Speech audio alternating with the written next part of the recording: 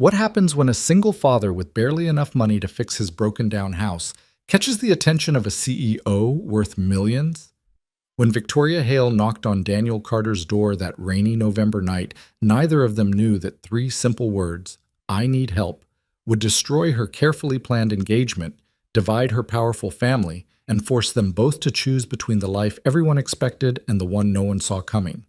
This is their story. If you want to see how a chance meeting between neighbors turned into the scandal that shook Charleston's elite, stay until the end, hit that like button, and comment what city you're watching from so I can see how far this story travels. Daniel Carter had exactly $473 in his checking account when he signed the papers on the house at 847 Magnolia Street. His lawyer, a kind-faced woman who'd worked with him pro bono, had asked him 3 times if he was absolutely certain about this decision. "It needs a lot of work, Daniel," she'd said, sliding the inspection report across the scarred conference table. "The roof leaks. The electrical system is from 1987. The kitchen plumbing is basically held together with prayers and duct tape." Daniel had smiled that quiet, stubborn smile that his late wife Sarah used to say meant he'd already made up his mind and nothing short of an earthquake would change it. "I can fix it," he'd said simply. And so here he was, 3 weeks later, standing in what most people would generously call a disaster zone, and what his 7-year-old son Jamie had accurately described as a house that looks like it got in a fight and lost. The living room was a maze of cardboard boxes, most of them still taped shut because Daniel hadn't found the energy or the time to unpack. The kitchen sink dripped with a rhythm that had become the house's unofficial soundtrack: drip, drip, pause, drip. The bedroom Daniel had claimed for himself contained exactly 3 items: a mattress on the floor, a lamp with a broken shade, and a milk crate serving as a nightstand. Jamie's room was the only space Daniel had actually finished: fresh paint on the walls, a sky blue that Jamie had chosen himself, sturdy shelves holding books and toys, a bed with a real frame and a comforter covered in dinosaurs, a small desk positioned near the window where morning light poured in like liquid gold. Because if Daniel Carter had learned anything in the 2 years since Sarah's death, it was this: you could live in chaos yourself. You could survive on coffee and determination and 3 hours of sleep, but your child's world needed to feel solid. Tonight, Jamie was asleep upstairs, his breathing soft and even, one small hand curled around the stuffed elephant that had been his mother's last gift to him. Daniel stood at the kitchen counter surrounded by renovation plans that looked more like abstract art than actual blueprints, trying to figure out how to replace a load-bearing wall without the entire second floor collapsing. The coffee pot gurgled. Outside, rain began to tap against the windows with gentle insistence. Daniel rubbed his eyes and checked his watch. 10:47 p.m. Tomorrow he had 3 client meetings, a site inspection, and somehow needed to pick Jamie up from school by 3 o'clock. His small architecture firm, Carter and Associates, though the Associates part was aspirational since Daniel was currently the only employee, was finally starting to gain traction. 2 months ago, he'd landed a contract to design a community center. Last week, a developer had called about a residential project. It wasn't much, but it was forward momentum. It was proof that leaving his comfortable corporate position at Whitmore & Sons, packing up everything he and Jamie owned, and moving to Charleston hadn't been complete insanity, even if some days it felt pretty close. The knock, when it came, was so soft that Daniel almost missed it beneath the sound of rain. Tap, tap, tap. He looked up from his plans, frowning. It was nearly 11 o'clock on a Tuesday night. He wasn't expecting anyone. The knock came again, slightly louder this time, more insistent. Daniel walked through the narrow hallway, stepping over a toolbox and around a stack of paint cans, and pulled open the front door. The woman standing on his porch looked like she'd walked out of a magazine spread and directly into a rainstorm. Her auburn hair, probably styled perfectly a few hours ago, now hung in wind-tangled waves around her face. She wore an elegant charcoal coat over what looked like an expensive business suit, though the coat was unbuttoned and the suit was rumpled in a way that suggested a very long day. Her heels were designer. Daniel didn't know much about women's fashion, but he knew enough to recognize the red soles that meant serious money. But it was her eyes that caught him. Gray-blue, like a winter sky before snow. Exhausted, uncertain, and trying very hard to hide both. "I'm so sorry to bother you this late," she said, and her voice was refined, educated, the kind of accent that spoke of private schools and expensive universities. "My name is Victoria Hale. I live next door."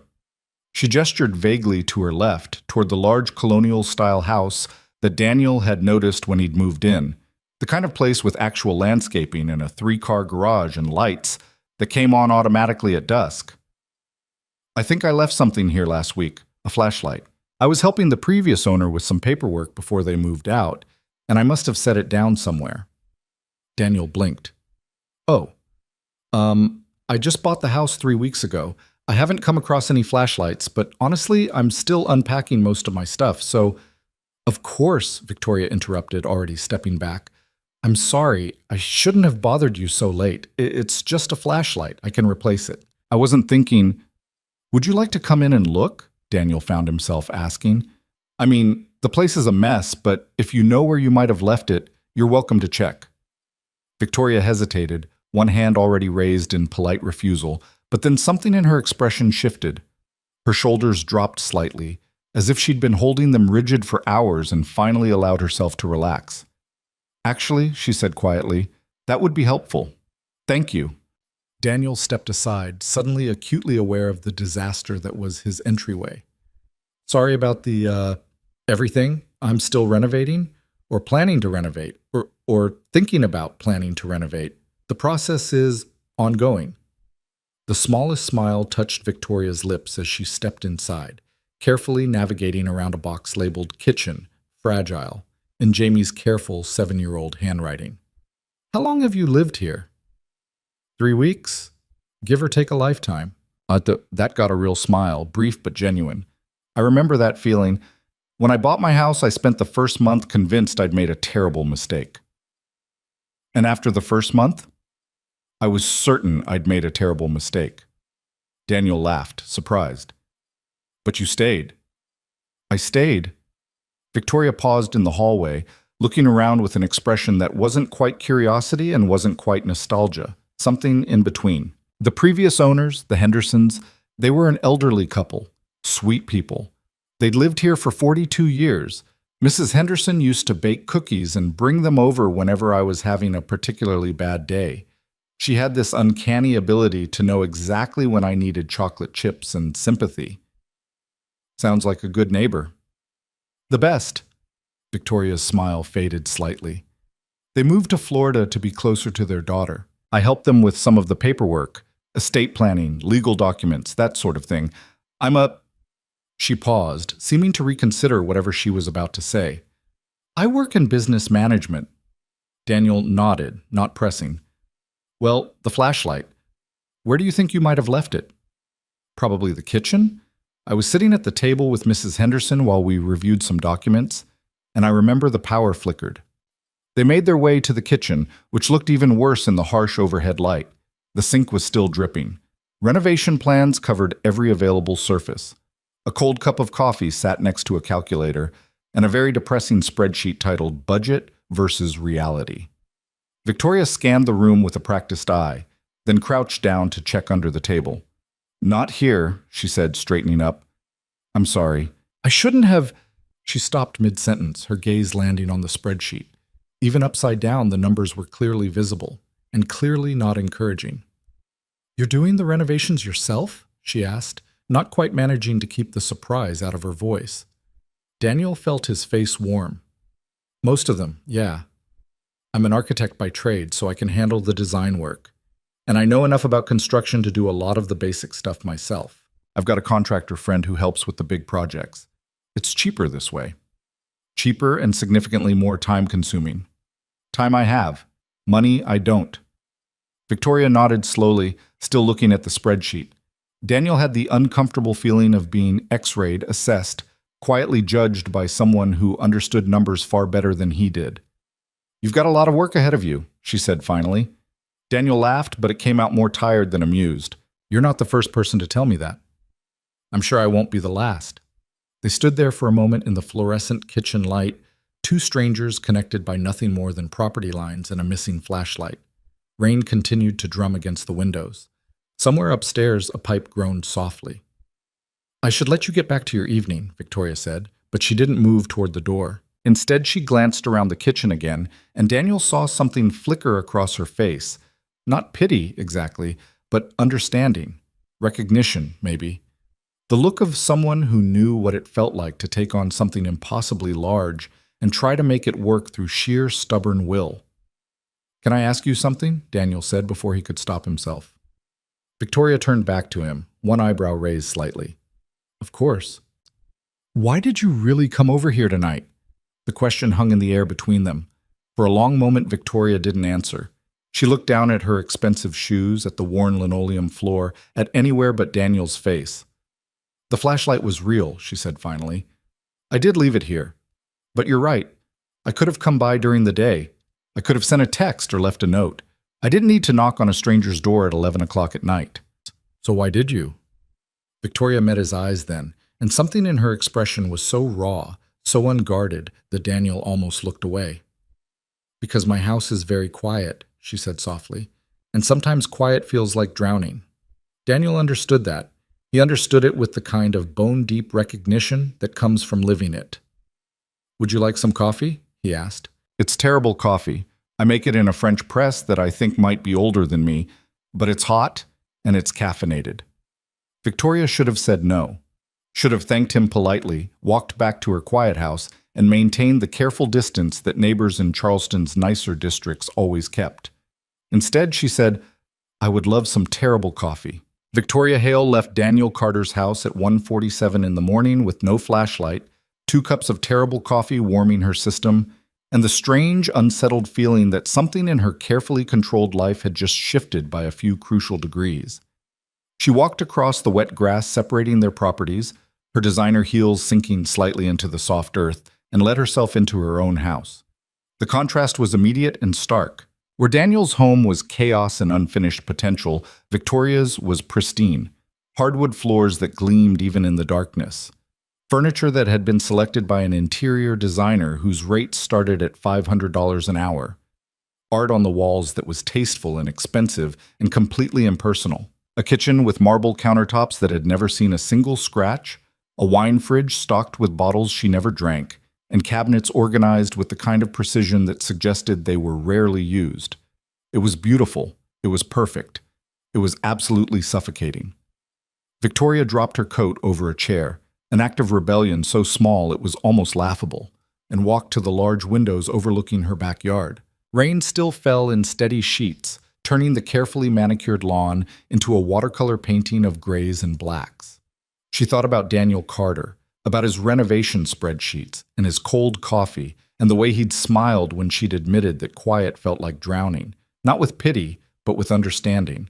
She thought about the small dinosaur nightlight she'd glimpsed in the upstairs hallway, the child's drawing taped to the refrigerator, the evidence of a life being lived messily and imperfectly, but with purpose. Her phone buzzed, a text from Elliot Grant. "Dinner tomorrow? The usual place. 7 p.m. Victoria stared at the message, didn't respond. Put the phone face down on the counter. She went upstairs to her bedroom, king-sized bed, Egyptian cotton sheets, a view of the Charleston skyline, and lay awake until dawn. The next morning, Daniel woke to Jamie jumping on his mattress with the boundless energy of a child who'd slept soundly and was ready to take on the world. "Dad! Dad! Wake up! It's morning, and I'm hungry, and I think there's a cat in our yard." Daniel groaned, pulling a pillow over his face. "Jamie, buddy, what time is it?" "The clock says 6:30. That's not even a real time." "It is. Look." Daniel opened one eye and saw his son's face approximately 3 inches from his own, grinning with the kind of joy that should be illegal before at least 8 a.m. "Okay," Daniel conceded, sitting up and running a hand through his hair. "Okay, I'm awake. What's this about a cat?" "There's a cat in our yard. An orange one. Can we keep it?" "We can't keep every animal that wanders into our yard, Jamie. We've discussed this." "But this one is different. This one looks nice." "They all look nice until you try to catch them." Jamie's face fell in that dramatic way that only 7-year-olds can manage. Complete devastation over the possibility of not acquiring a stray cat. Daniel felt his resolve waver. They'd had this exact conversation about a possum last month, and a very aggressive crow the month before that. Tell you what, Daniel said, standing up and stretching until his back popped. Let's have breakfast, and if the cat is still there after we eat, we'll talk about it. Deal? Deal! They made their way downstairs, Jamie taking the steps 2 at a time, Daniel moving considerably slower, and into the kitchen. Daniel started a pot of coffee while Jamie pressed his face against the window, narrating the cat's every movement with the enthusiasm of a nature documentary host. He's walking now. Now he's sitting. Now he's looking at a bird. Dad, why do cats look at birds? Because cats are natural hunters. Does that mean he wants to eat the bird? Probably. That's sad for the bird. That's nature, buddy. Daniel was scrambling eggs, one of exactly 3 meals he could make with any confidence, when he glanced out the window and saw her. Victoria Hale, standing in her own backyard, dressed in running clothes and holding a coffee mug. She was staring at the same orange cat that had captured Jamie's attention, a slight frown on her face. Without thinking, Daniel opened the back door and called out, "He's not yours, is he?" Victoria looked up, startled, and for a moment Daniel thought she might pretend she hadn't heard him. But then she walked over to the fence separating their properties, shaking her head. "No, he's been hanging around for a few days. I think he's a stray." "Dad!" Jamie appeared at Daniel's elbow, eyes wide. "Is that the lady? The one who came over last night?" Daniel winced. Jamie, inside voice. But Victoria was already smiling, and it transformed her entire face. "Hello," she said, crouching down so she was eye level with Jamie. "You must be Daniel's son." "I'm Jamie. I'm 7. Do you want to help us catch the cat?" "Jamie," Daniel started, but Victoria interrupted. "What kind of cat is it?" "Orange and fluffy, and he looks nice." "Oh, those are all excellent qualities in a cat," Jamie beamed. "That's what I said." Victoria stood up, meeting Daniel's eyes over Jamie's head. There was something different about her this morning. She looked more relaxed, less guarded. The professional armor she'd worn last night had been replaced by simple running clothes and bare feet in the grass. "I should warn you," Victoria said. "I tried to catch him yesterday. He's fast." "Faster than me?" Jamie asked, already preparing to take this as a personal challenge. "Much faster." "I'm pretty fast." "I'm sure you are." Daniel watched this exchange with growing amusement. "Jamie, your eggs are getting cold, but the cat will still be there after breakfast. Go eat." Jamie sighed with the weight of the world on his small shoulders, but obediently headed back inside. Daniel lingered for a moment, suddenly aware that he was standing in his backyard in sweatpants and an old t-shirt that said, "I'm an architect. I can't fix stupid, but I can design around it." "Thank you for the coffee last night," Victoria said, saving him from his self-consciousness. "It really was terrible." Daniel laughed. "I warned you." "You did. I chose to ignore the warning. That's on me." A moment of comfortable silence. The cat meowed somewhere in the bushes. Rain from the previous night dripped from the leaves overhead. "I should let you get to your breakfast," Victoria said, but she didn't move. "You could join us," Daniel heard himself say. "I'm making scrambled eggs. They're only slightly better than the coffee." Victoria's smile widened. "That's a very compelling offer." "I know how to sell it." She should have said no, should have maintained boundaries, kept distance, protected the careful separation between her professional world and this chaotic, unpredictable man with his broken-down house and his sweet son and his terrible coffee. "I should change first," Victoria said instead. "Give me 10 minutes?" "Take your time. The eggs will be just as mediocre whenever you get here." Victoria Hale had not eaten breakfast with another person in 6 months. This wasn't because she didn't have friends.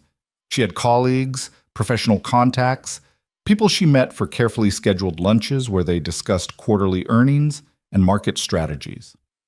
She had her assistant, Margaret, who sometimes brought her coffee and a muffin when Victoria forgot to eat. She had Elliot, who took her to expensive restaurants and ordered for both of them without asking what she wanted. But actual breakfast, the kind where you sat at a table in the morning light and talked about nothing in particular, that she hadn't done since before her father had promoted her to CEO. And her life had become an endless series of meetings, decisions, and carefully managed appearances. So when she walked into Daniel Carter's disaster of a kitchen 17 minutes later, she'd needed the extra 7 minutes to convince herself this wasn't completely insane. Wearing jeans and a simple sweater, she felt something strange and unsettling. She felt nervous. "Sorry about the mess," Daniel said, gesturing vaguely at everything. Actually, no, I'm not sorry. This is just how it is. Take it or leave it. I'll take it, Victoria said, and meant it. Jamie was already at the table, swinging his legs and explaining in great detail his plan for catching the orange cat, which involved a box, some string, and what he called reverse psychology. You see, Jamie said seriously, cats don't like it when you chase them. So if we don't chase him, he'll come to us. That's actually pretty smart, Victoria said, sitting down across from him. Jamie's face lit up. Really? Really? Have you tested this theory? Not yet. Dad says we have to wait. Dads are very big on waiting. The biggest. Daniel brought over plates of eggs, slightly burned toast, and what might have been bacon or might have been a science experiment. Victoria wasn't entirely sure. He set them down with an apologetic smile. This is it. This is the extent of my culinary skills. Victoria took a bite.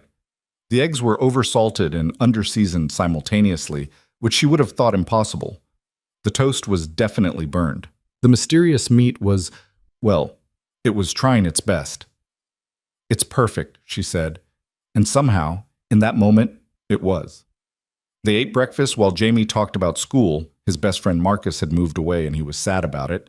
His favorite dinosaur, Ankylosaurus, because they have those cool tail clubs.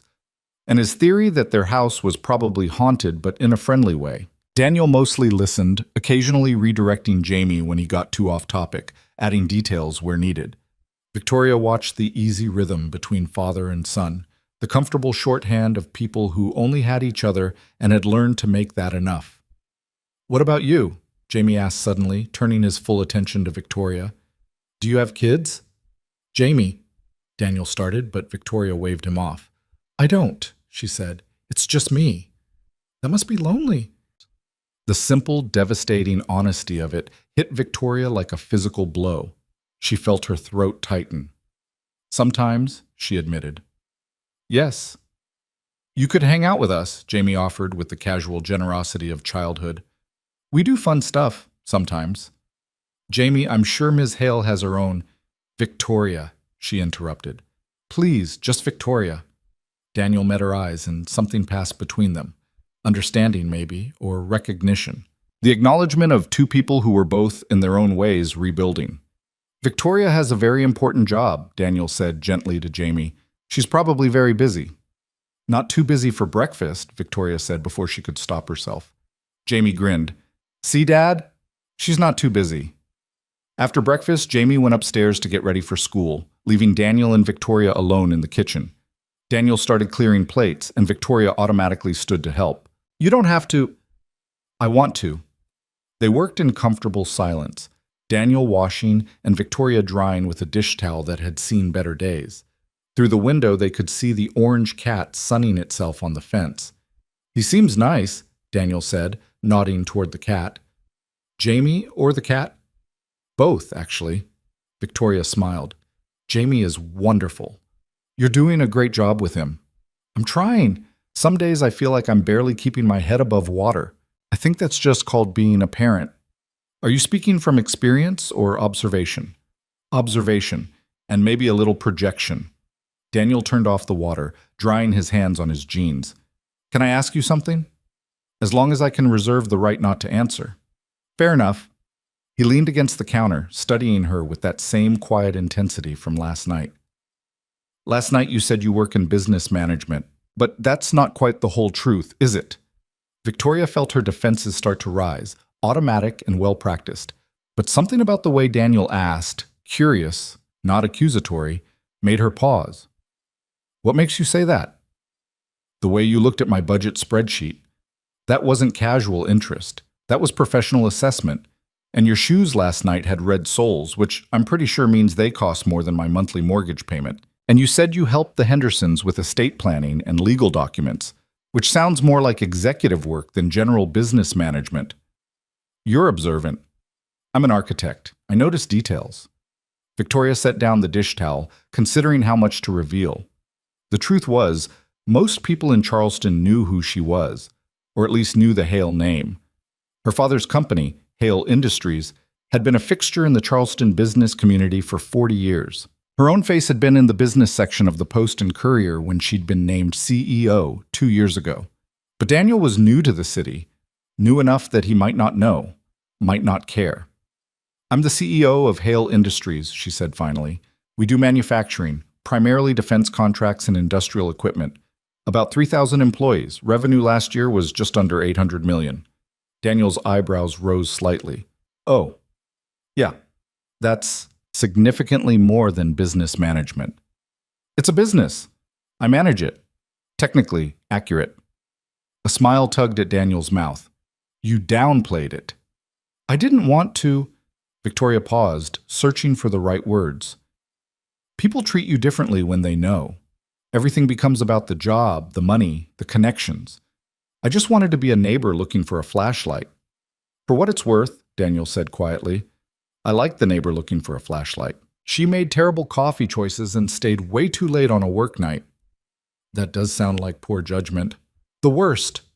They smiled at each other, and Victoria felt that shift again, that sense of something changing, something clicking into place. "Dad!" Jamie's voice echoed from upstairs. "I can't find my homework." Daniel sighed. "The eternal struggle. I should—" "Go," Victoria said. "I'll let myself out." She was halfway to the door when Daniel called after her. "Victoria?" She turned back. "Same time tomorrow? For breakfast?" She should have said no.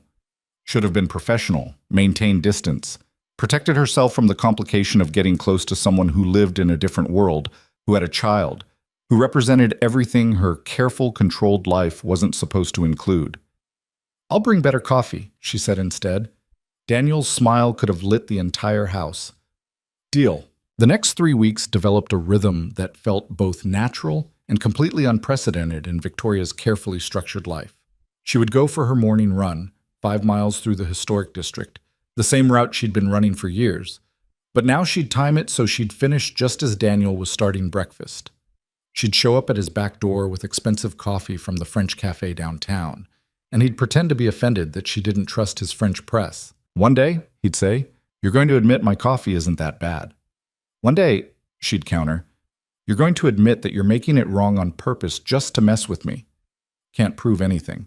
Jamie became her unofficial tour guide to all things 7-year-old, explaining the complex social dynamics of second grade, the superiority of Ankylosaurus over all other dinosaurs, and his evolving plan to befriend the orange cat, who they'd started calling Marmalade, despite having no confirmation that the cat would answer to any name. Sometimes Victoria would stay for 20 minutes, just long enough for coffee and conversation. Sometimes she'd still be there an hour later, helping Jamie with his math homework, while Daniel packed lunches and searched for missing shoes, and generally performed the controlled chaos that was getting a child ready for school. Other times, Daniel would appear on her porch in the evening, usually with some practical excuse. "I noticed your gutters are pulling away from the house. There's a tree branch over your roof that's going to be a problem in the next storm. Your front steps are uneven. Someone's going to trip." He'd fix whatever issue he'd identified, refusing payment, accepting only conversation, and occasionally dinner. Victoria learned that Daniel had been married to his high school sweetheart, Sarah, who died of a brain aneurysm 2 years ago. Here one moment, gone the next. No warning, no chance to prepare. That he'd left his corporate job because he couldn't stand the pity in his colleagues' eyes, couldn't bear walking into an office where everyone knew his tragedy. That he'd chosen Charleston because it was far enough from Philadelphia to feel like a fresh start, but close enough to Sarah's parents that Jamie could still see his grandparents regularly. Daniel learned that Victoria had been groomed her entire life to take over Hale Industries, that she'd attended boarding schools and business programs and networking events since she was old enough to shake hands properly. That her father, Charles Hale, had very specific ideas about what her life should look like. That she was good at her job, exceptional even, but sometimes she felt like she was living someone else's life and had forgotten to notice when the switch happened. They didn't talk about the obvious tension building between them, the way their hands would brush when passing coffee cups. The way Daniel's smile changed when he looked at her, something warm and private entering his expression. The way Victoria found herself checking her reflection before their morning coffee, caring about things she hadn't cared about in years. They were careful, cautious. Two people circling something neither of them was ready to name. And then Elliot Grant's car appeared in Victoria's driveway, and everything changed. Daniel saw the car on a Friday evening. He was in his front yard, attempting to wrestle a particularly stubborn shrub out of the ground when the sleek black Mercedes pulled up to Victoria's house with the quiet purr of German engineering and serious money. The man who stepped out wore a suit that probably cost more than Daniel's monthly income. Tall, polished, with the kind of casual confidence that came from never having to worry about budget spreadsheets or whether you could afford to fix the roof before winter. He walked to Victoria's door like he'd done it 100 times before. Didn't knock, just used a key. Daniel felt something cold settle in his stomach. Jamie appeared at his elbow, holding the water bottle Daniel had asked for 5 minutes ago. "Who's that?" Jamie asked, watching the stranger disappear into Victoria's house. "I don't know, buddy." But that wasn't quite true. Daniel might not know the man's name, but he recognized the type. Recognized what the expensive car and the casual key holding and the tailored suit meant. This was someone from Victoria's world, her real world. "Can we go inside?" Daniel asked, suddenly very tired. "I think I'm done with the yard for today." That night, Daniel didn't see lights in Victoria's kitchen. Didn't see her appear on her back porch for their unspoken evening check-in where they'd wave or exchange a few words across the fence. The house next door was dark except for the living room, where shadows moved behind drawn curtains. Daniel told himself it was none of his business. Told himself he had no claim on Victoria's time or attention. Told himself that whatever was developing between them was fragile at best, imaginary at worst. He still couldn't sleep. The full truth came from Mrs. Chen, the elderly woman who lived 2 houses down and seemed to know everything about everyone in the neighborhood. Daniel was picking up Jamie from the bus stop when Mrs. Chen appeared with her small terrier and her endless supply of information. "I see your neighbor has a gentleman caller," she said without preamble, because Mrs. Chen had never seen the point in small talk when she could get directly to the gossip. "Mrs. Chen, Elliot Grant, old Charleston family. His father owns half the commercial real estate downtown.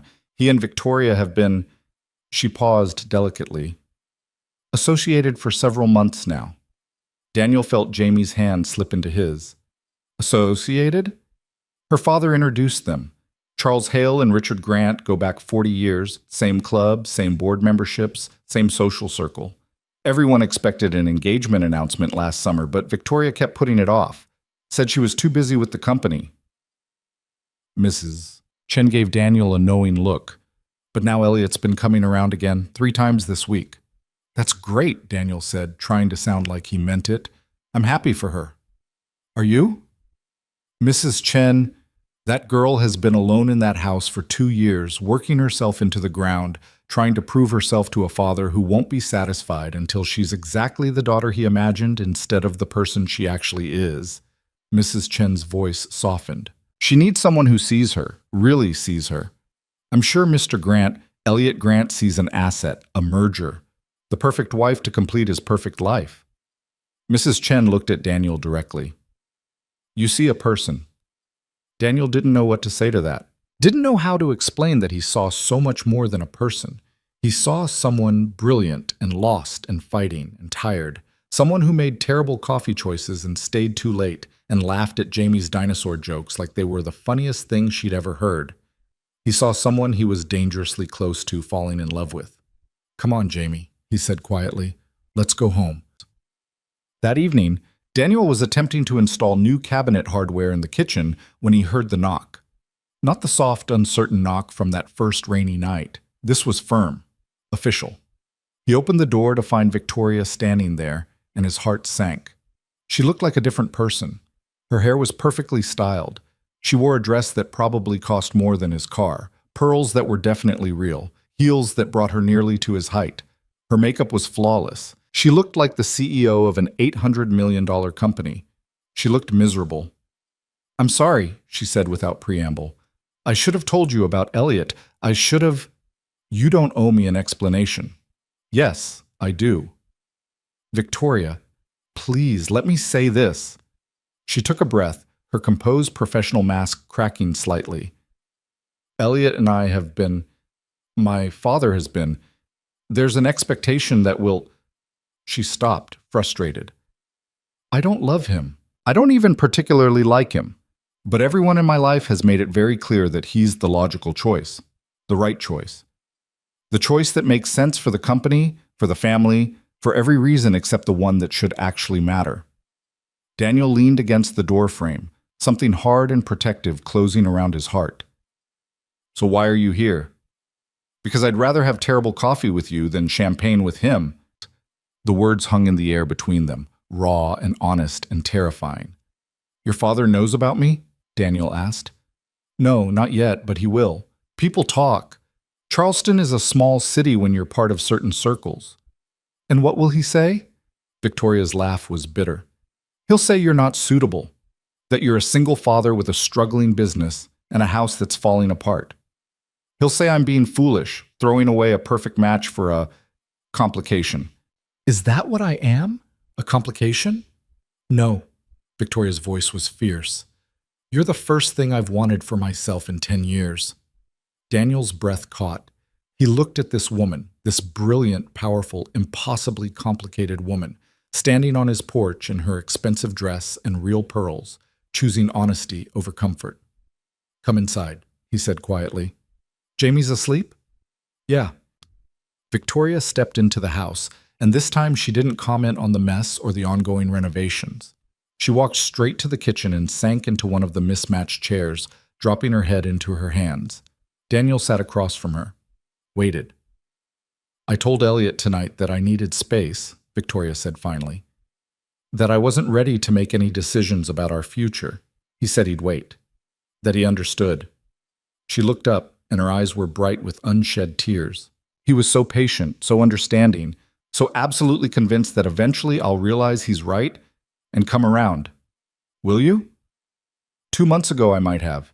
It would have been easier, cleaner, the path of least resistance.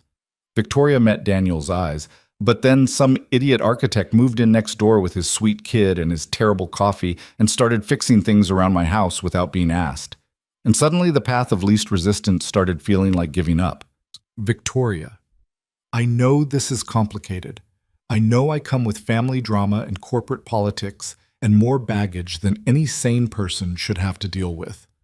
I know you have Jamie to think about, and you don't need someone else's mess landing in your life.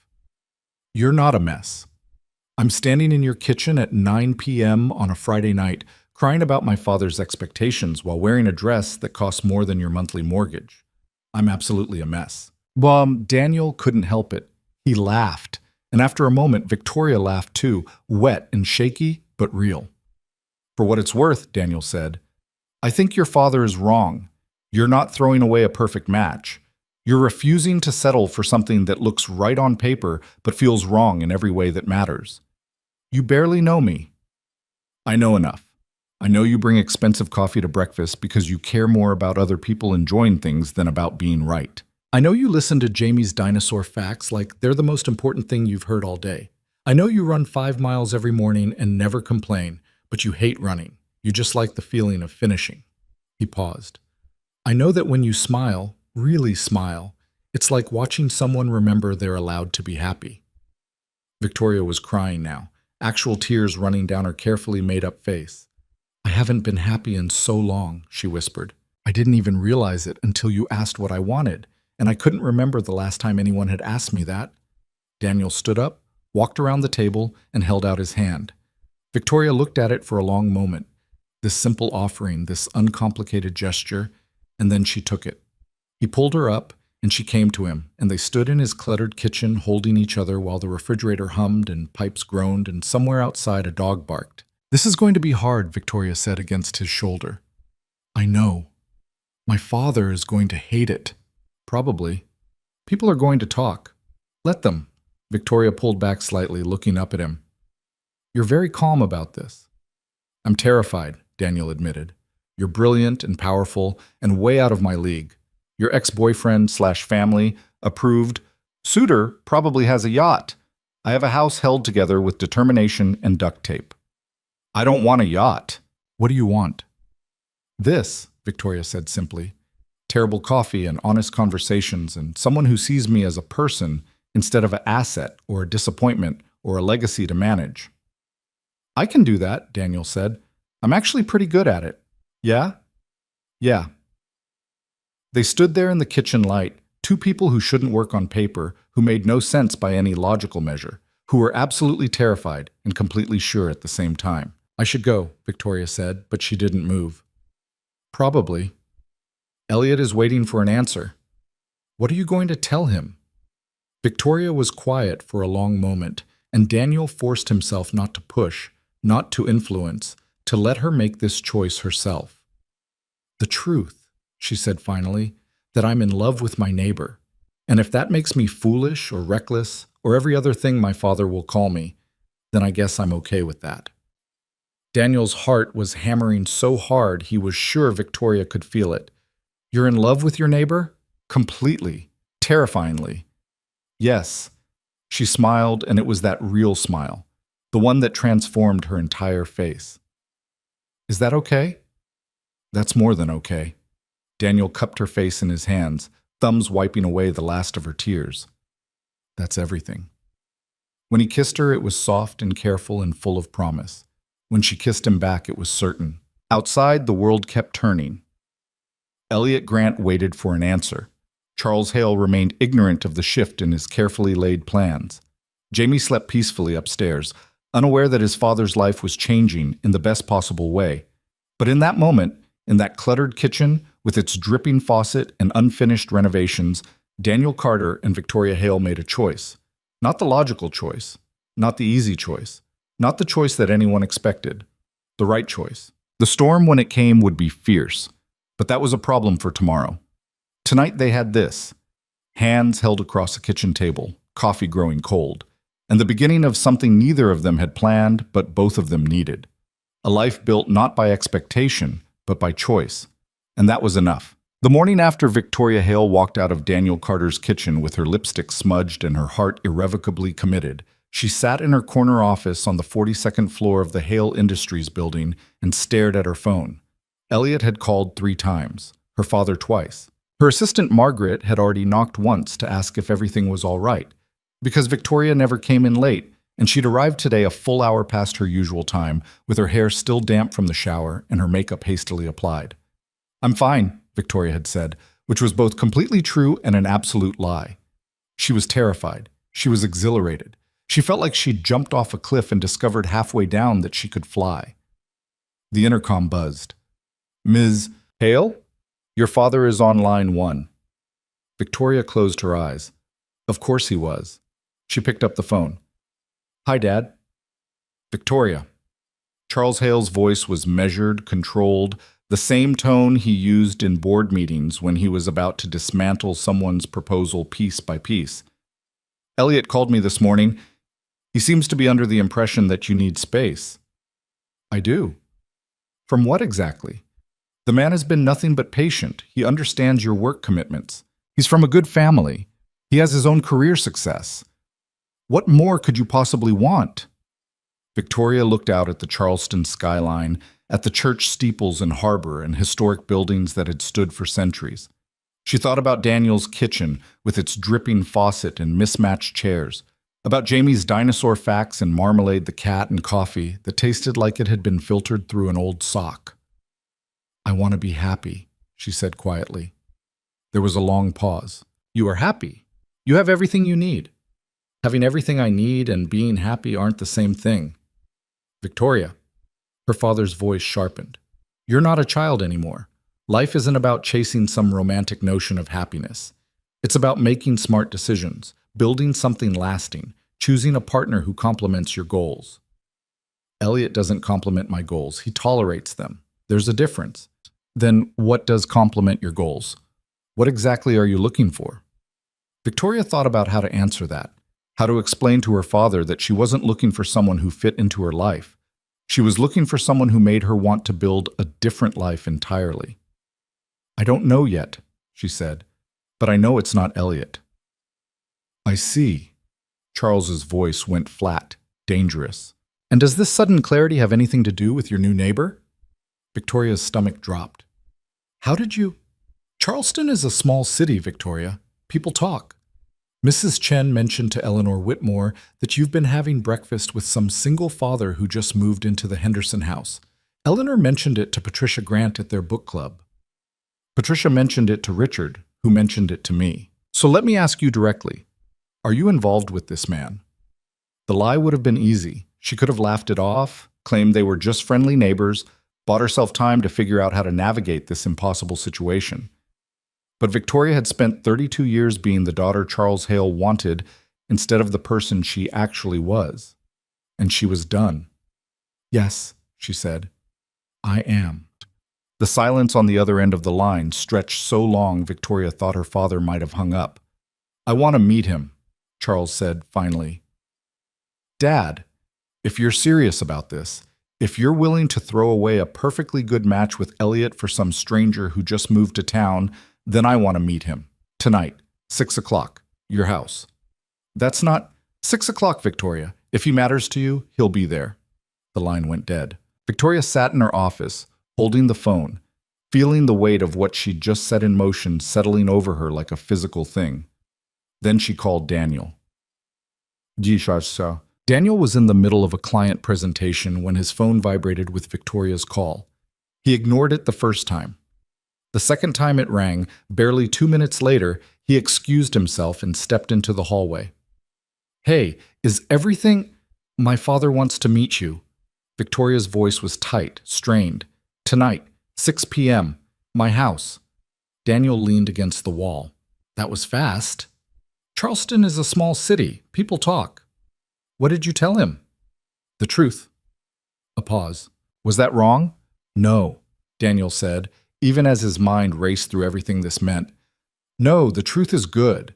The truth is the only thing that makes sense. He's going to hate you." "Probably." "He's going to try to intimidate you." "I'm sure he will."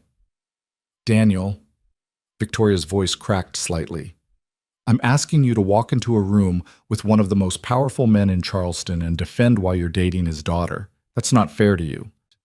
Daniel thought about the night before, about Victoria standing in his kitchen, crying in her expensive dress, choosing him over everything that made sense on paper, about the way she'd kissed him like he was air and she'd been drowning. "Fair doesn't matter," he said. "You matter. We matter. I'll be there." "You're sure?" "Completely." Another pause. "I'm sorry for dragging you into all of this." "Victoria, listen to me. You're not dragging me into anything. I'm choosing to be here. There's a difference." He heard her breathe out slowly. "What am I going to do with you?" "Hopefully keep me around." That got a small laugh. 6 o'clock. Don't be late. My father hates lateness almost as much as he hates poor investment decisions and people who put ice in whiskey. I'll be early, and I'll leave my ice at home." After he hung up, Daniel stood in the hallway for a long moment, letting the reality sink in. He was going to have dinner with Charles Hale. The Charles Hale, whose name was on buildings downtown, whose company employed 3,000 people, who had probably forgotten more about business and power and influence than Daniel would ever know. He was absolutely terrified. He went back into the conference room, finished his presentation, and somehow managed not to completely fall apart. At 3:15, Daniel picked Jamie up from school. His son bounced into the car with his usual enthusiasm, backpack dragging on the ground, one shoe untied. "Dad, guess what? Marcus is coming back." "Your friend Marcus who moved to Atlanta?" "Yes! His dad's job didn't work out, and they're moving back, and he's going to be in my class again, and it's the best day ever." Daniel smiled despite the anxiety churning in his stomach. "That's great, buddy. Can we celebrate? Can we get ice cream?" "Not tonight. I have something I need to do this evening." Jamie's face fell. "But Dad, I know. I'm sorry. How about tomorrow? We'll get ice cream and go to the park. Promise?" "Promise." They drove home in comfortable silence, Jamie humming to himself and swinging his legs. Daniel's mind was already racing ahead to 6 o'clock, to Charles Hale's assessment, to everything that could go wrong. "Dad?" Jamie said suddenly. "Are you okay?" Daniel glanced at his son in the rearview mirror. "Yeah, buddy. Why?" "You look worried." "I'm just thinking about work stuff." "Is it about Victoria?" Daniel's hands tightened on the steering wheel. "Why would you think that?" "Because you get a different face when you think about Victoria. Not a work face. A different face." "A different face?" "Yeah, like happy but also scared. Like when we got Marmalade and you weren't sure if we should keep him, but you wanted to." They had, in fact, ended up keeping Marmalade. The cat had essentially moved himself in 3 days ago, and Daniel hadn't had the heart to take him to a shelter. He now slept on Jamie's bed and had destroyed 2 pairs of curtains. "You're very observant," Daniel said carefully. "I know. So, are you scared about Victoria?" Daniel pulled into their driveway and turned off the car. He twisted in his seat to look at his son directly. "Can I tell you something honest?" Jamie nodded seriously.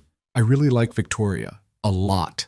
And tonight I'm going to meet her father, and he's a very important person who probably isn't going to like me very much."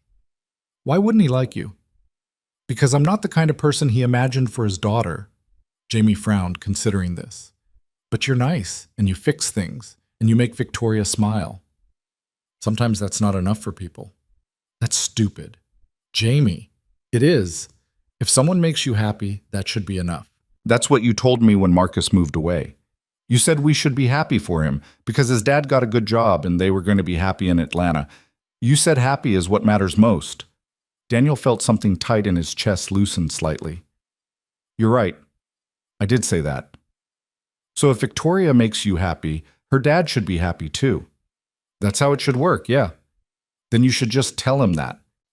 Daniel pulled Jamie into a hug, holding his son close and marveling at the simple wisdom of children who hadn't yet learned to overcomplicate everything. "You're pretty smart. You know that?" "I know," Jamie said, his voice muffled against Daniel's shoulder.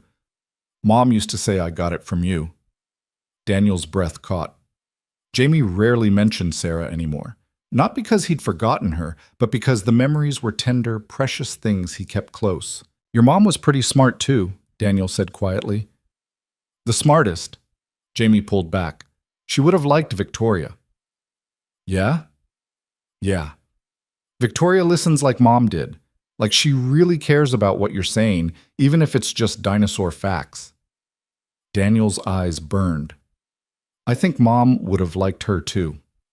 They sat there for a moment in the car, father and son, holding on to memories and facing forward at the same time. "Okay," Jamie said finally, pulling away and unbuckling his seatbelt with renewed energy. "You should go get ready. You need to look nice for Victoria's dad." "I do?" "Dads always want you to look nice. It shows respect." "Where did you learn that?" "A book about manners that Grandma sent me. I didn't read all of it, but I read some of it." Daniel laughed. "All right, I'll look nice." "And Dad?" "Yeah?" "Just be you. That's who Victoria likes." At 5:45, Daniel stood in front of his bathroom mirror wearing the nicest shirt he owned, a blue button-down that Sarah had bought him for a work event years ago, and tried to convince himself he wasn't about to walk into a complete disaster. His next-door neighbor, Mrs. Chen, had agreed to watch Jamie for the evening, despite giving Daniel a knowing look that suggested she knew exactly what this dinner meant and had opinions about it. "Don't let him push you around," she'd said when Daniel dropped Jamie off. "Charles Hale is used to getting his way. Stand your ground." "Yes, ma'am." "And don't apologize for who you are. You're a good man, Daniel Carter. If he can't see that, it's his failing, not yours." Now, walking across the lawn toward Victoria's house, Daniel tried to hold on to that confidence. The evening was cool, the sky deepening into twilight. Lights glowed warm in Victoria's windows. He knocked on the door at exactly 6 o'clock. Victoria answered, and Daniel's breath caught. She wore a simple black dress, pearls at her throat, her hair pulled back. She looked elegant and professional and absolutely terrified. "Hi," she said. "Hi. You look nice." "So do you." They stood there for a moment, just looking at each other, drawing strength from the connection between them. "Ready?" Victoria asked. "Not even a little bit." "Me neither." She took his hand, squeezed once. "Let's do this anyway." She led him through the house, which looked even more immaculate than the last time he'd seen it, toward the dining room. And there, standing by the window with a glass of whiskey and an expression that could freeze fire, was Charles Hale. He was tall, silver-haired, with the kind of presence that made you understand immediately why he ran a company worth hundreds of millions. His suit probably cost more than Daniel's car. His watch definitely did. He turned when they entered, and his eyes went straight to Daniel with the assessing gaze of a man who'd spent decades evaluating people and finding most of them wanting. "Mr. Carter," he said, his voice measured and cool. "Thank you for coming." Daniel stepped forward, extending his hand. "Mr. Hale, I appreciate you having me." Charles's handshake was firm, brief, and told Daniel absolutely nothing about what the man was thinking. "Please sit," Charles said, gesturing to the dining table that was set for 3. "I've had dinner brought in. Victoria tells me you have a young son at home, so I'll try to keep this brief." "I appreciate that." They sat. Victoria on one side of the table, Daniel across from her, Charles at the head like a judge presiding over a trial. A spread of food appeared, delivered by a catering service, Daniel realized, but he barely noticed what it was. His entire focus was on the man watching him with those sharp, calculating eyes. "So," Charles said, pouring wine for himself and Victoria, but not offering any to Daniel. "Tell me about yourself, Mr. Carter." Daniel had known this question was coming, had practiced his answer in his head a dozen times, but now sitting here, he decided to throw out the careful speech he'd prepared. "I'm a single father," he said. "I have a 7-year-old son named Jamie. I moved to Charleston 3 months ago to start my own architecture firm after leaving my corporate job in Philadelphia. I'm currently living in a house that needs about 6 months of work and has a cat that I didn't technically agree to adopt, but who apparently adopted us. And I'm in love with your daughter." Victoria's eyes widened. They hadn't actually said those words to each other yet. Charles's expression didn't change. "That's quite direct." "You asked." "I did." Charles took a sip of his wine. "And what makes you think you're a suitable match for Victoria?" "I don't." That got a reaction. Charles's eyebrows rose slightly. "Excuse me?" "I don't think I'm a suitable match for Victoria, not by any conventional measure." Daniel kept his voice steady. "I can't offer her the kind of life Elliot Grant can. I don't have family connections or old money or a guaranteed future. My business is growing, but it's still new, still uncertain. My house is a construction project. I come with a child, which is complicated. By every logical standard, I'm not what you'd want for your daughter." "Then why are you here?" "Because Victoria doesn't want logic, she wants truth. And the truth is that I see her, really see her, as a person instead of a legacy or a company or a piece on a chessboard. The truth is that she makes me laugh and challenges me and fits into my life and my son's life like she was always meant to be there. The truth is that I will work every day to make her happy, even when it's hard, even when it would be easier to give up." Charles stared at him for a long moment. "You know nothing about my daughter's world, the pressure she's under, the expectations, the constant scrutiny." "You're right, I don't know it, but I'm willing to learn it. I'm willing to stand next to her in it. And when it becomes too much? When the society pages start printing stories about the CEO dating some struggling architect? When her business associates question her judgment? When you realize that being with her means living in a spotlight you never asked for?" "Then I'll deal with it," Daniel said simply, "because she's worth it." Victoria had been silent through this entire exchange, her hands clasped tightly in her lap. Now she spoke, her voice quiet but firm. "Dad, stop." Charles turned to her. "Victoria, no, I asked you to meet Daniel because he matters to me, not so you could interrogate him like a hostile witness, not so you could try to prove he's not good enough. I'm trying to protect you. I don't need protecting. I need support. There's a difference." "You're making a mistake," Charles said, and for the first time Daniel heard something other than authority in his voice. He heard fear. "You're throwing away everything we've built, everything you've built," Victoria interrupted. "You've been planning my life since I was born. The right schools, the right degree, the right career path, the right husband, and I followed it all. Every single step. I became exactly what you wanted me to be. But Dad," her voice cracked slightly, "I'm not happy." Charles flinched as if she'd struck him. "You have everything. I have everything except a life that feels like mine." Victoria looked at Daniel, and her expression softened. "And then I met someone who didn't want me to be Victoria Hale, CEO. He just wanted me to be Victoria, and for the first time in 10 years, I felt like I could breathe." The silence that followed was heavy, weighted with years of unspoken tension and expectations and love that had gotten twisted into control. Charles set down his wine glass carefully. "You're serious about this?" "Completely. Even knowing what it will cost you, the questions, The gossip? The complications? Even knowing that, Charles turned back to Daniel, and something in his expression had shifted.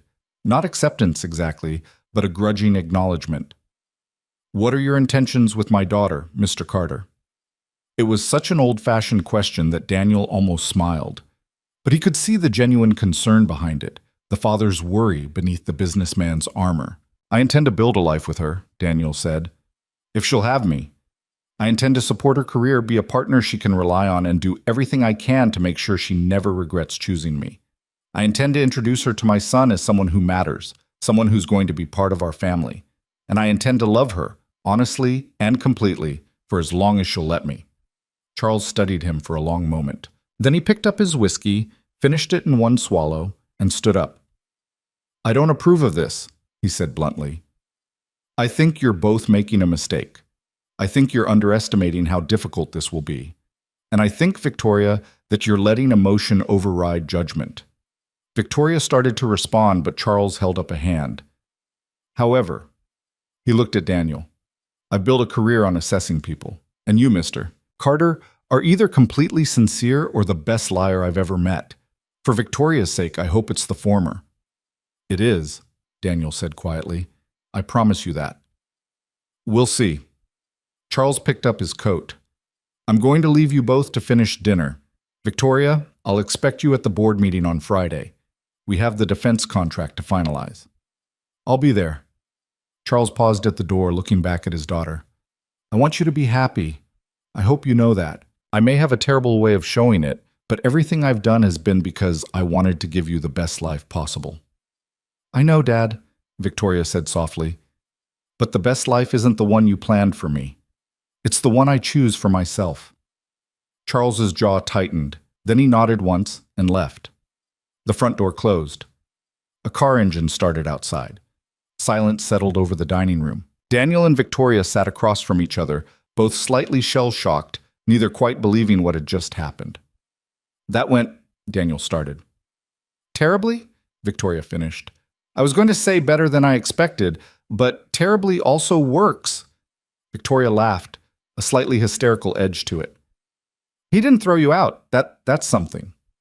"Is that the bar we're setting? Not being physically removed from the premises?" "For my father? Yes."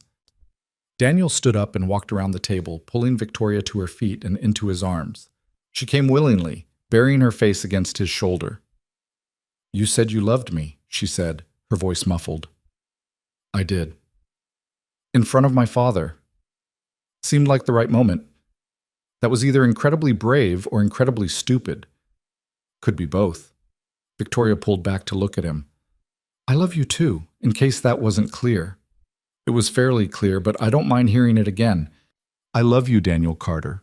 I love your terrible coffee and your half-finished house and your sweet son and the way you see me as a person instead of a company or a legacy or a problem to be solved. That's a lot of things to love. I'm a thorough person." Daniel kissed her, soft and certain. When they pulled apart, Victoria rested her forehead against his. "What happens now?" she asked. "Now we figure it out together, one day at a time. My father still doesn't approve." "But he didn't forbid it either. That's progress. The board is going to have questions when this becomes public. Let them ask. Elliot is going to be not our problem anymore." Victoria smiled. "You make it sound so simple." "It is simple. Not easy, but simple. We choose each other. Everything else is just details." They stood there in Victoria's perfect dining room, holding each other, two people who made no sense on paper but perfect sense in every way that mattered. Outside, Charleston settled into evening. The historic streets glowed with streetlights. The harbor reflected the moon. And somewhere in the distance, a church bell rang 7 times. Us. 3 days later, Victoria sat in the Hale Industries conference room with 12 board members, her father at one end of the table and her at the other, and wondered if this was what walking into battle felt like. The defense contract discussion had gone well. The quarterly earnings report was solid. But now, as the meeting was wrapping up, Thomas Whitmore, one of her father's oldest friends and most trusted advisors, cleared his throat. "Before we adjourn, I think we should address the elephant in the room." Victoria's stomach tightened. "Here it comes." What elephant would that be, Thomas? She asked, keeping her voice level. Your relationship with Daniel Carter. The room went silent. Every eye turned to Victoria. My personal life, Victoria said carefully, is not board business. It is when it affects the company's reputation, Thomas countered. You're not just Victoria Hale anymore. You're the face of this company. Your choices reflect on all of us. My relationship reflects poorly how, exactly? He's a nobody, Richard Grant said bluntly. Elliot's father. Of course he would weigh in. No family connections, no established business, no reputation to speak of. People will wonder about your judgment. My judgment in running this company has been excellent, Victoria said, her voice turning cold. We've increased revenue by 18% in the last 2 years. We've secured 3 major contracts. Employee satisfaction is at an all-time high. My personal relationship has zero impact on those facts. But perception is not reality, Victoria interrupted. And I won't base my personal decisions on what people might think or say or whisper at country club brunches. Charles had been silent through this exchange. Now he spoke, his voice measured. Gentlemen, I understand your concerns. I share some of them. But Victoria is right. Her personal life is her own business. Unless someone can demonstrate actual harm to the company, this discussion is over. It was the smallest possible defense, barely more than neutral territory. But coming from Charles Hale, it was significant. Thomas looked like he wanted to argue further, but Charles's expression made it clear the subject was closed. Fine, Thomas said. But don't say we didn't warn you when the society pages have a field day with this. The meeting adjourned. Victoria gathered her papers, maintaining her composure until the room cleared. Only Charles remained. Thank you, Victoria said quietly. I didn't do it for you, Charles replied. I did it because they were out of line. Your personal life is your business, but Victoria... He met her eyes. This isn't going to be easy. The scrutiny, the questions, the judgment. Are you prepared for that? No, Victoria admitted. But I'm doing it anyway. Charles nodded slowly. You're more like me than you think. Stubborn, determined, willing to fight for what you believe in, even when it's hard. Is that a compliment? It's an observation. He paused. Bring him to dinner, next Sunday. Your mother should meet him. Victoria's eyes widened. Really? If he's going to be part of your life, then he's going to be part of ours. Might as well face that reality head on. It wasn't approval, but it was acknowledgement. And from Charles Hale, that was something. Sunday dinner at the Hale estate was exactly as intimidating as Daniel had imagined. The house was a colonial mansion in the historic district, the kind of place that had been in the family for generations and showed it. Antique furniture, oil paintings of stern-looking ancestors, a dining room that could seat 20 people comfortably. Daniel wore the same blue shirt from the last dinner, paired with his best pants and shoes that he'd polished until they shined. Jamie was with his grandparents in Philadelphia for the weekend, which was probably for the best. One Hale family dinner at a time. Victoria's mother, Catherine Hale, turned out to be nothing like Daniel expected. She was tall and elegant like her daughter, but where Charles was all sharp edges and assessment, Catherine was warmth and quiet observation. She greeted Daniel with a genuine smile, asked about his son with what seemed like real interest, and made him feel welcome in a way that Charles's formal politeness hadn't. So you're the architect who's stolen my daughter's heart, Catherine said over dinner, and there was gentle teasing in her tone. I'm not sure about stolen, Daniel replied. She chose to give it. There's a difference. Catherine smiled. There is indeed. The dinner conversation flowed more easily than the last one. Catherine asked about Daniel's business, his plans for the house, his background. Charles remained mostly quiet, watching, assessing, but not attacking. Halfway through the meal, Victoria's phone buzzed. She glanced at it, frowned, and excused herself from the table. When she returned 5 minutes later, her expression was troubled. What's wrong? Daniel asked immediately. Victoria looked at her father. Elliot just sent me a text. He's giving an interview to Charleston Living magazine about our former relationship. Charles's expression darkened. What kind of interview? He didn't say specifically, just that he wanted to set the record straight about what happened between us. That manipulative... Charles caught himself, glancing at Catherine. I'll handle this. No, Victoria said firmly. I'll handle it. It's my life, my decision. I'll contact the magazine directly. Victoria, Dad, I appreciate the protective instinct, but this is exactly what I was talking about. I need to fight my own battles. Charles looked like he wanted to argue, but Catherine placed a hand on his arm. Let her handle it, Charles, she said quietly. She's more than capable. The rest of the dinner was subdued. When it was time to leave, Catherine pulled Daniel aside while Victoria was getting her coat. My husband is struggling with this, Catherine said quietly.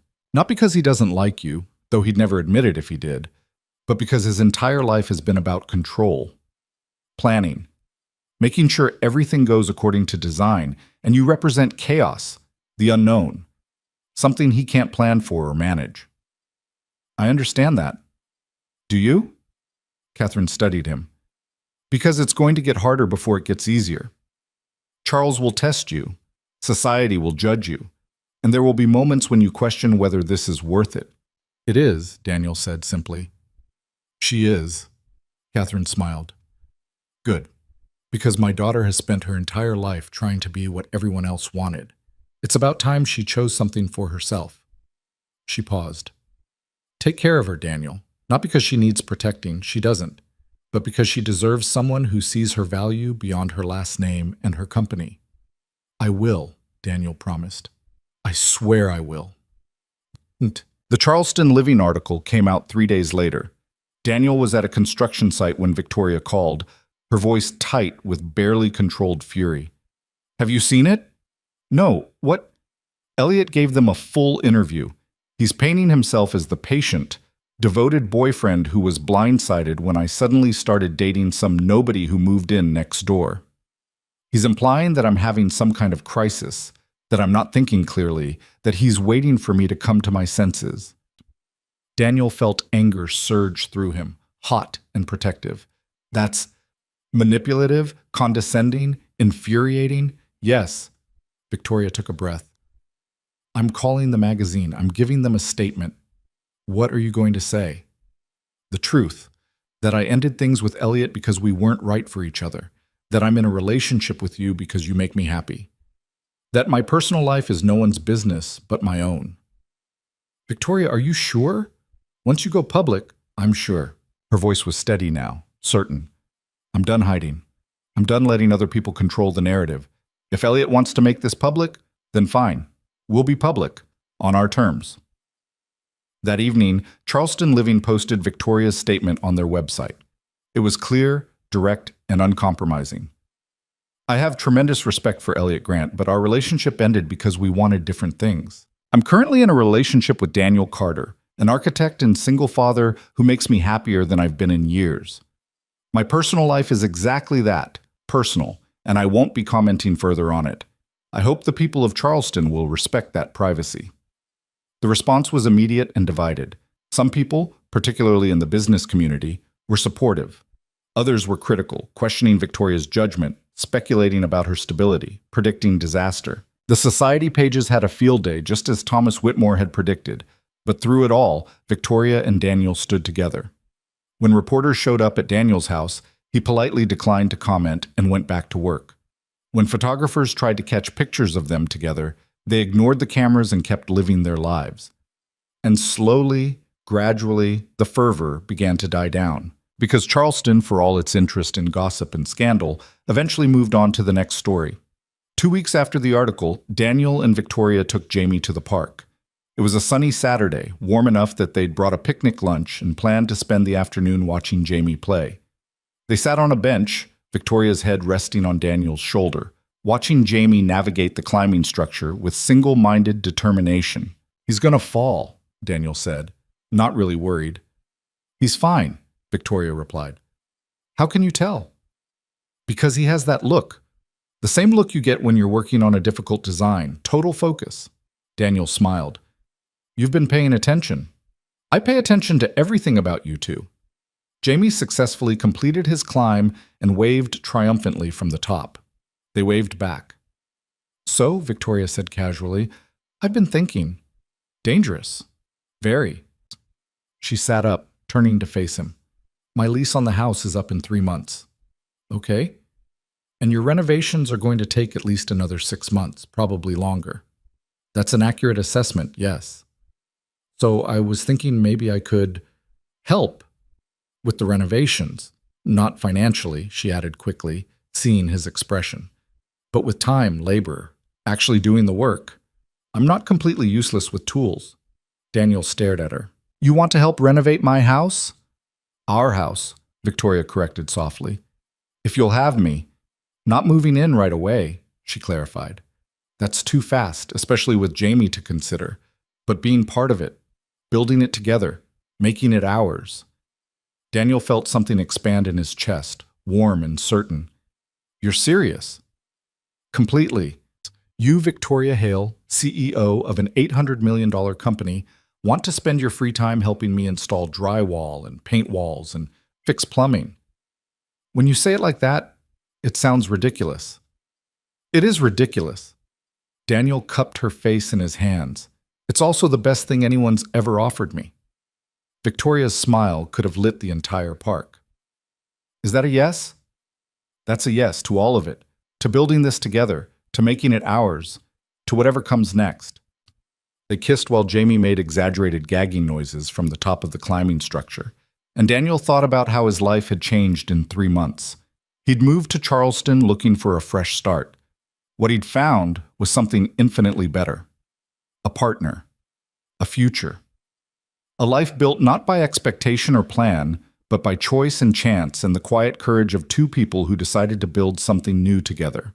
It wasn't perfect. It was complicated and messy and would probably get more difficult before it got easier.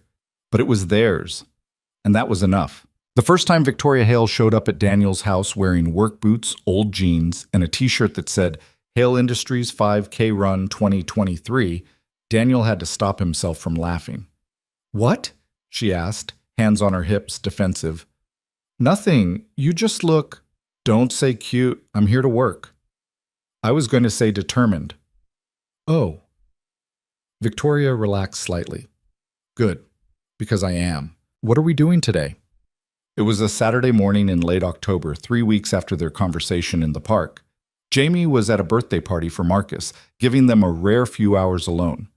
Daniel had planned to spend the time replacing the rotted subflooring in the upstairs bathroom, unglamorous work that required patience and precision. Are you sure you want to do this? Daniel asked. It's not exciting. It's actually pretty miserable. I'm sure. Show me what to do. So he did. He showed her how to pry up the old flooring without damaging the joists beneath, how to measure and cut new plywood, how to use the nail gun without shooting herself in the foot. Victoria listened with the same focused intensity she probably brought to board meetings, asking questions when she didn't understand, taking mental notes, approaching the whole thing like a project she was determined to master. They worked in comfortable silence, interrupted only by occasional instructions and the sounds of construction. The screech of nails being pulled, the whine of the saw, the satisfying thunk of new boards being fitted into place. 2 hours in, Victoria sat back on her heels, wiping sweat from her forehead and leaving a streak of dust across her face. This is hard, she said. Yeah. Like, really hard. I have muscles hurting that I didn't know existed. Welcome to home renovation. How have you been doing this for months? Daniel shrugged. You get used to it, or you just learn to live with the pain. Victoria looked around at the half-finished bathroom, at the tools scattered across the floor, at the mess and chaos that came with tearing something down to build it back better. I like it, she said suddenly. The pain? No, well, maybe a little, but I like this. Working with my hands, building something real, seeing actual progress. She smiled. At work, everything is abstract. Numbers on spreadsheets, contracts on paper, decisions that affect people I'll never meet. But this, she gestured at the new flooring. This is tangible, real. When we're done, this floor will be here. We made it. Daniel understood exactly what she meant. It was why he'd left corporate architecture, why he'd chosen to start his own firm. There was something deeply satisfying about creation, about taking raw materials and vision and effort and turning them into something that mattered. You're good at this, he said. I'm terrible at this. I've hit my thumb with the hammer twice. But you keep trying. That's what makes you good at it. Victoria met his eyes, and something passed between them: understanding, connection, the recognition of two people building more than just a bathroom floor. "Daniel?" she said softly. "Yeah? Thank you for letting me be part of this. Thank you for wanting to be." They finished the subflooring as the afternoon light began to slant through the windows, golden and warm. Daniel was securing the last piece when his phone rang. His contractor friend, Mike. "Hey man," Mike said when Daniel answered. "I've got a situation. The commercial project I was working on just fell through. Client went bankrupt. Whole thing's a mess. Which means I've suddenly got 3 weeks of completely free time and a crew with nothing to do." Daniel's mind immediately went to the list of projects he couldn't tackle alone. The roof, the electrical panel, the structural work in the kitchen. "What are you thinking?" Daniel asked carefully. "I'm thinking if you can cover materials and pay my guys their hourly rate, we could knock out some of the big stuff you've been putting off. No markup on labor, just cost. Call it a favor for a friend." Daniel did quick math in his head. It would drain his savings, push his budget past comfortable into risky. But it would also move the renovation timeline up by months. "Can I call you back in an hour?" "Sure thing." He hung up and found Victoria watching him with curious eyes. "Problem?" she asked. Daniel explained the situation, walking her through the numbers, the risk, the potential reward. Victoria listened without interrupting, and he could practically see her CEO brain working through the variables. "You should do it," she said when he finished. "It's a risk. It's an opportunity. There's a difference. Victoria, if something goes wrong with my business, if I lose a client or have an unexpected expense, I won't have any cushion." "Then don't lose a client," she said simply. "Daniel, you're good at what you do. Your business is growing. Sometimes you have to take calculated risks to move forward." "Is that what you do?" "It's what I did. 2 years ago when I took over as CEO, the company was stable but stagnant. Everyone told me to play it safe, maintain the status quo. Instead, I invested heavily in new equipment and bid on contracts we'd never pursued before. It was risky. It could have failed. But it didn't. And now we're stronger than we've ever been." Daniel considered this. "So you're saying I should call Mike back and say yes?" "I'm saying you should trust yourself. You know what this house needs. You know what your business can handle. Make the decision that feels right, not the decision that feels safe." It was exactly what Daniel needed to hear. He called Mike back and accepted the offer. 3 days later, Mike's crew descended on the house like an organized tornado. Within a week, they'd replaced the roof, updated the electrical panel, and started on the kitchen renovation. The house that had been a slow-burning project suddenly leaped forward in progress. Victoria came over most evenings after work, trading her business suits for work clothes, learning alongside Daniel as Mike's crew taught them the finer points of construction. She learned to read electrical diagrams, to properly insulate walls, to tile a backsplash with precision. Jamie thought it was the best thing ever. He'd appointed himself official supervisor, creating elaborate inspection checklists and giving serious progress reports. "The kitchen is 73% done," he announced one evening, consulting his clipboard. "But we need to talk about the cabinet color. I think dinosaur green would be better than white." "Buddy, we've discussed this," Daniel said patiently. "Dinosaur green is not a real color option." "It could be if we wanted it to be." Victoria hid her smile. "What if we compromise? White cabinets, but we could paint one wall a nice green, like a forest green." Jamie considered this seriously. "Acceptable, but I wanted on the record that dinosaur green would have been cooler." "Duly noted," Victoria said, making a show of writing it down. The easy rhythm between Victoria and Jamie had deepened over the past weeks. She'd started joining them for dinner several times a week, helping with homework, listening to elaborate stories about school drama, becoming a natural part of their small family unit. One evening, about a month into the renovation push, Daniel came downstairs to find Victoria and Jamie curled up on the couch, reading together. Jamie's head was resting against her shoulder, her arm around him, both of them completely absorbed in whatever book they'd chosen. The sight hit Daniel with unexpected force. This woman he loved, this brilliant, complicated, wonderful woman, fitting into his life and his son's life like she'd always belonged there. Victoria looked up and caught him staring.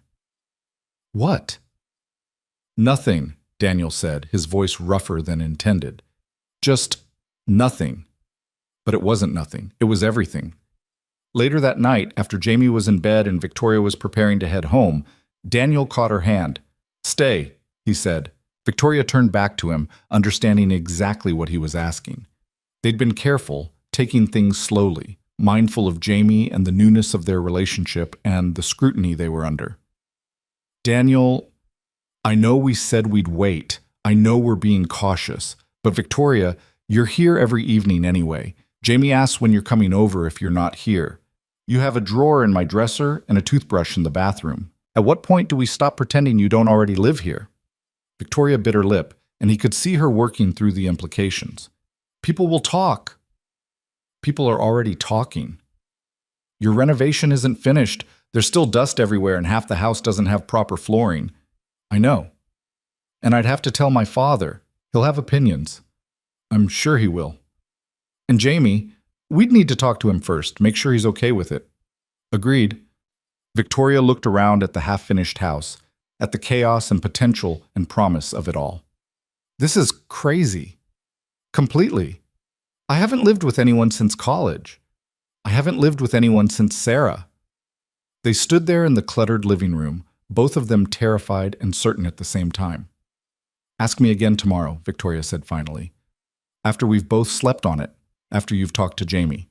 If you still want this, if he's okay with it, then yes, I'll stay." The next morning, Daniel sat Jamie down for a serious conversation over pancakes. "Buddy, I need to talk to you about something important." Jamie looked up from his breakfast, suddenly wary. "Is someone sick?" No, nothing like that.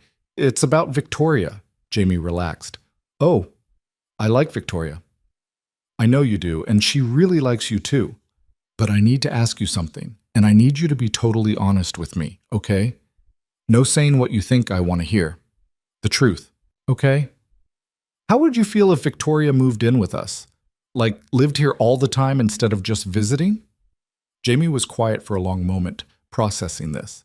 Daniel forced himself not to fill the silence, to let his son work through his feelings. "Would she have her own room?" Jamie asked finally. "She'd share my room. Is that okay?" Another pause. "Would she help make breakfast?" "Probably, yeah." "And would she still help me with homework?" "I'm sure she would." "And play games with us?" "Yes." Jamie nodded slowly. "Then it's okay. I like when Victoria's here. The house feels less quiet." Daniel's throat tightened. "It does, doesn't it?" "Dad?" Jamie looked up at him with those serious 7-year-old eyes. "Do you love Victoria the way you loved Mom?" It was the question Daniel had been dreading and expecting in equal measure. He took a breath, choosing his words carefully. "I love Victoria very much, but it's different from how I loved your mom. Not better or worse, just different. Your mom was my first love, and she'll always be special. She gave me you, which is the best gift I've ever gotten. But love isn't like a cup that empties when you pour it out. There's always more. Loving Victoria doesn't mean I love your mom less, or that I love you less. It just means my heart got bigger." Jamie considered this with the seriousness he brought to important matters. "Mom would want you to be happy." "I think so too. And Victoria makes you happy, I can tell." "She does, very much." "Then it's okay," Jamie decided. "She can move in." "But Dad?" "Yeah, buddy." "Can we still have boys' night sometimes, just you and me?" Daniel pulled his son into a hug. "Always. Boys' night is sacred. That's not changing." "Okay, then I'm good." That evening, Daniel called Victoria and told her Jamie's response. There was a long pause on the other end of the line. "He really said that?" Victoria asked, her voice thick with emotion. "About the house feeling less quiet?" "Word for word." "That kid is going to make me cry." "He has that effect on people." Another pause. "I need to talk to my parents first, and I need a few days to sort out the logistics, what to bring, what to put in storage, when to officially end my lease. But Daniel, yeah? Yes, my answer is yes. I want this. I want us." "Yeah?" "Completely." Breaking the news to Charles and Catherine Hale was exactly as complicated as Victoria had anticipated. She'd invited them to lunch at a quiet restaurant downtown. neutral territory where her father couldn't dominate the conversation through sheer force of presence in his own space. Catherine understood immediately, her eyes lighting up with genuine happiness. "Oh, honey, that's wonderful. I'm so happy for you." Charles was less enthusiastic. "You're moving in with him," he said flatly. "After dating for what, 3 months?" 4 months, Victoria corrected. "And yes, that's impulsive, reckless. It's also my decision. A decision that will have consequences. What will the board think? What about company optics?" "The board doesn't get a vote in my personal life," Victoria said firmly. "And if they have a problem with it, they can bring it up at the next meeting and I'll address it then. But Dad, I'm done defending my choices to people who think they know better than I do what I need." Charles's jaw tightened. "I'm not trying to control you." "Yes, you are. You've been trying to control me my entire life. The schools I attended, the degree I pursued, the career path I followed, the man I should marry. And I went along with all of it because I wanted to make you proud. But, Dad," her voice softened slightly, "I'm 32 years old. I run a successful company. I'm happy for the first time in years. At some point, you have to trust that you raised me well enough to make my own decisions." Catherine placed a hand on Charles's arm. "She's right, dear. You can't possibly think this is a good idea. I think our daughter is in love with a good man who treats her well. I think she's happier than we've seen her in years. And I think we should support her, even if it's not what we would have chosen." Charles looked between his wife and daughter, clearly outnumbered. "He doesn't come from our world." "No," Victoria agreed. "He comes from a better one where people say what they mean, where relationships are built on honesty instead of social advantage, where love matters more than lineage. You're being naive. I'm being hopeful. There's a difference." Charles was quiet for a long moment. When he finally spoke, his voice was resigned. "You're not going to change your mind." "No, and nothing I say will make a difference." "Probably not." He sighed heavily. "Your mother's right. You are happy, I can see it. And Daniel—" He paused, as if the admission pained him. "Daniel treats you with respect. He stood up to me when most men would have backed down, and Jamie is a good kid." "So you're okay with this?" Victoria asked cautiously. "I wouldn't go that far, but I'm accepting it, because you're my daughter and I love you, even when I think you're making questionable choices."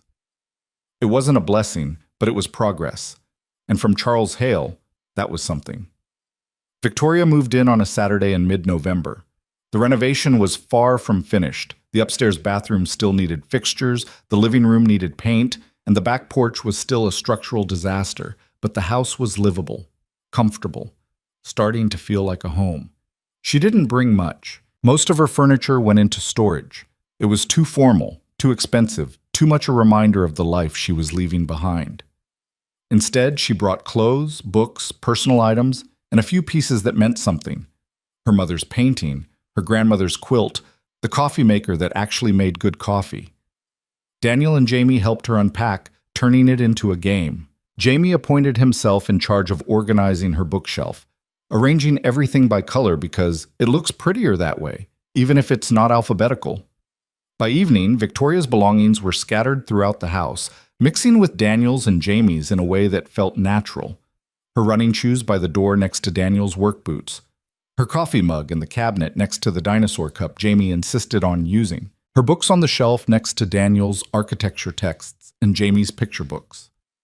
That night, after Jamie was asleep, Daniel and Victoria stood in their bedroom now, not just his, and looked at each other with a mix of excitement and terror. "This is real," Victoria said. "Very real. I live here now." "You do?" "With you and Jamie and Marmalade." "Don't forget the mice in the walls. They're part of the family, too." Victoria laughed. "Are there actually mice in the walls?" "I really hope not." They climbed into bed, and for the first time Victoria fell asleep in Daniel's arms in what was now their shared space. It felt different from all the other nights she'd stayed over. More permanent, more committed, more like the beginning of something lasting. The first few weeks of living together had their challenges. Victoria learned that Daniel was constitutionally incapable of putting dishes directly into the dishwasher, preferring to leave them in the sink for later. Daniel learned that Victoria needed absolute silence in the morning until she'd had at least 1 cup of coffee. They both learned that sharing a bathroom with limited counter space required negotiation and compromise. But they also learned the rhythms of each other's lives in a deeper way. Daniel learned that Victoria had nightmares sometimes about board meetings gone wrong, about failing her father, about losing everything she'd built. Victoria learned that Daniel sometimes woke in the middle of the night and went downstairs to work on designs, unable to shut off his brain. They learned to comfort each other, to give space when needed and closeness when wanted, to build a partnership that worked for both of them. Jamie adapted with the easy resilience of childhood. He liked having Victoria there in the mornings, liked that there was always someone to help with homework, liked that dinner didn't always come from a box or a delivery service. One evening, about 3 weeks after Victoria moved in, Jamie wandered into the kitchen where she was cooking dinner while Daniel was at a late client meeting. "Victoria," he said, unusually hesitant. "What's up, kiddo? Can I ask you something?" "Always." Jamie climbed onto one of the kitchen stools, swinging his legs. "Are you going to be my mom now?" Victoria's hand stilled over the vegetables she was chopping. This was territory she and Daniel had discussed, but hadn't yet navigated with Jamie directly. "Do you want me to be?" she asked carefully. Jamie thought about this. "I already have a mom. I don't remember her very much, but Dad says she was really nice and she loved me a lot." "Your dad is right. She did love you very much, but she's not here anymore, and you are. So I was thinking maybe you could be like an extra mom, not instead of her, but also." Victoria's eyes burned. She set down the knife and moved to sit next to Jamie, taking his small hand in hers. "I would be honored to be your extra mom," she said softly. "I can't replace your first mom, and I wouldn't try to. But I can promise that I love you, and I'm not going anywhere, and I'll always be here when you need me." "Even for the boring stuff, like parent-teacher conferences and school plays?" "Especially for the boring stuff," Jamie nodded, satisfied. "Okay, then you can be my extra mom, but I'm going to call you Victoria because that's your name, and it sounds cooler than mom anyway. That's totally fine." "And Victoria?" "Yeah? Thanks for making Dad happy. He smiles more now." The simple observation broke something open in Victoria's chest. She pulled Jamie into a hug, holding this sweet, perceptive child who'd somehow decided she was worth keeping. "You make me happy too," she said. "Both of you." When Daniel came home an hour later, he found them still in the kitchen, Victoria teaching Jamie how to properly season vegetables while they debated the superior qualities of various dinosaurs. The scene was so domestic, so perfectly normal, that Daniel had to pause in the doorway just to take it in. This was his life now. This was his family. "Hey," he said, announcing his presence. "Dad." Jamie spun around. "Victoria is teaching me about garlic. Did you know you're supposed to smash it first?" "I did know that, yeah." "Well, I didn't. We're learning together." Daniel caught Victoria's eye over Jamie's head. She was smiling, relaxed, happy. She mouthed, "We need to talk later." But her expression wasn't worried, so Daniel filed it away for after Jamie went to bed. They ate dinner as a family, a phrase that Daniel was getting used to thinking without qualification. They talked about Jamie's day at school, about Daniel's client meeting, about Victoria's ongoing battle with one of her board members who kept questioning her decisions. After dinner, Jamie went upstairs to read while Daniel and Victoria cleaned up together. "So," Daniel said, loading the dishwasher that Victoria had already loaded once, but that he insisted on rearranging because there's a more efficient way to do it. "What did we need to talk about?" Victoria told him about her conversation with Jamie, about the extra mom designation, about the promise she'd made. Daniel listened without interrupting, his hands stilling over the dishes. "Is that okay?" Victoria asked when she finished. I didn't want to overstep, but he asked directly, and I didn't know how else to answer. Daniel cut her off with a kiss, deep and grateful, and full of love. "It's more than okay," he said when they pulled apart. "Victoria, you've been more present in Jamie's life in 4 months than some people manage in years. He loves you. I love you. You're not overstepping. You're exactly where you're supposed to be." "Yeah?" "Absolutely." They finished the dishes in comfortable silence, and Daniel thought about how far they'd come. 4 months ago, Victoria had knocked on his door looking for a flashlight. Now she lived here, co-parented his son, and had become so integral to his life that he couldn't imagine it without her. The universe worked in strange ways sometimes. Later that night, after Jamie was asleep and they were getting ready for bed, Victoria's phone rang. She glanced at the screen and frowned. "It's Elliot," she said. Daniel felt something cold settle in his stomach. "At 11 p.m. "Yeah." Victoria answered the call, putting it on speaker. "Elliot, this isn't a good time.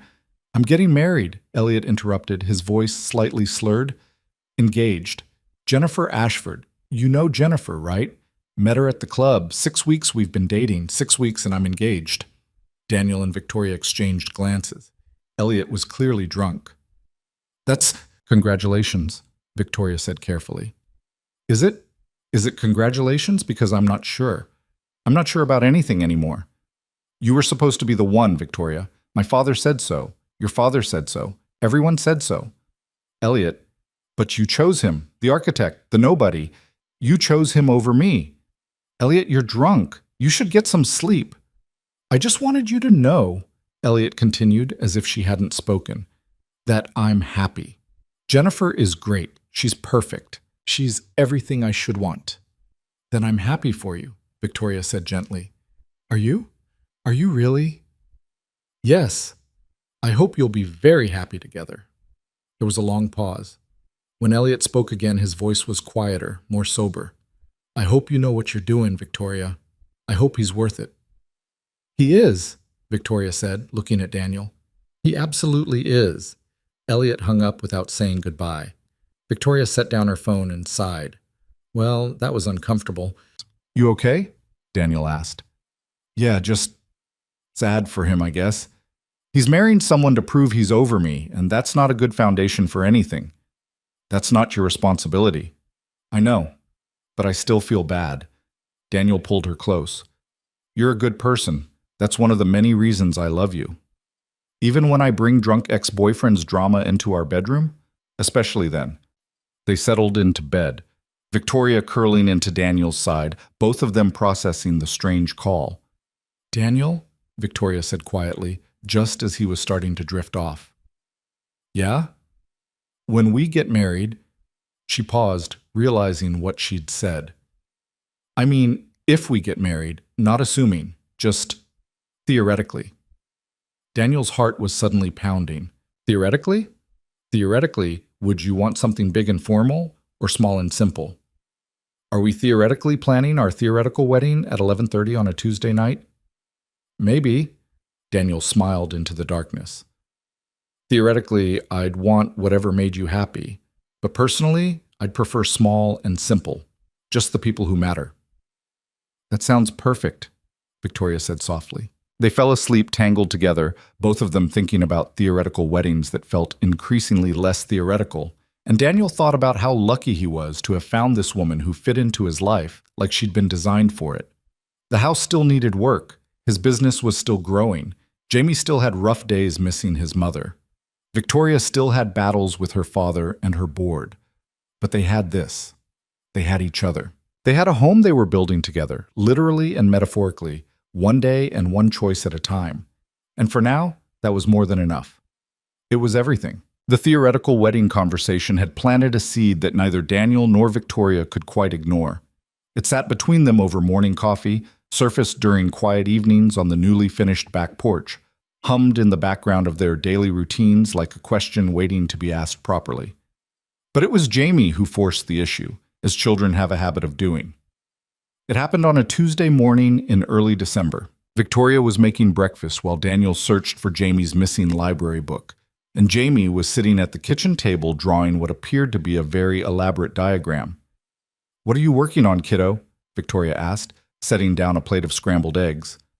"A plan," Jamie said seriously, not looking up from his drawing. "A plan for what?" "For when you and Dad get married. See, I figure we need at least 20 chairs for the ceremony, and then there should be cake, chocolate, because vanilla is boring, and we should do it in the backyard because it's pretty now that Dad fixed the porch. And I should get to be the ring bearer because I'm the son, and that's an important job." Victoria nearly dropped the spatula.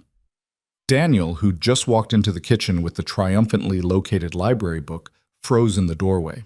"Jamie," Daniel said carefully. Victoria and I haven't talked about getting married. Yes, you have. I heard you. Last week when you thought I was asleep, but I had to use the bathroom and you were talking about theoretical weddings. Theoretical means maybe real, right? Theoretical means hypothetical, Victoria corrected automatically, her mind racing. Like a possibility, not a plan. But it's a good possibility, right? Jamie looked between them with those earnest 7-year-old eyes that could cut straight through any attempt at evasion. Because you love each other and you live together, and that's what people do when they love each other and live together. They get married. Daniel sat down at the table, and Victoria could see him mentally scrambling for the right words. She sat down too, forming a triangle with Jamie at the point. You're not wrong, Daniel said finally. People who love each other often do get married, but it's a big decision, and Victoria and I need to talk about it more before we make any plans. But you want to, right? Jamie pressed. Both of you? Victoria met Daniel's eyes across the table. They danced around this conversation for weeks now, both of them feeling the pull towards something more permanent, but neither quite ready to take the leap.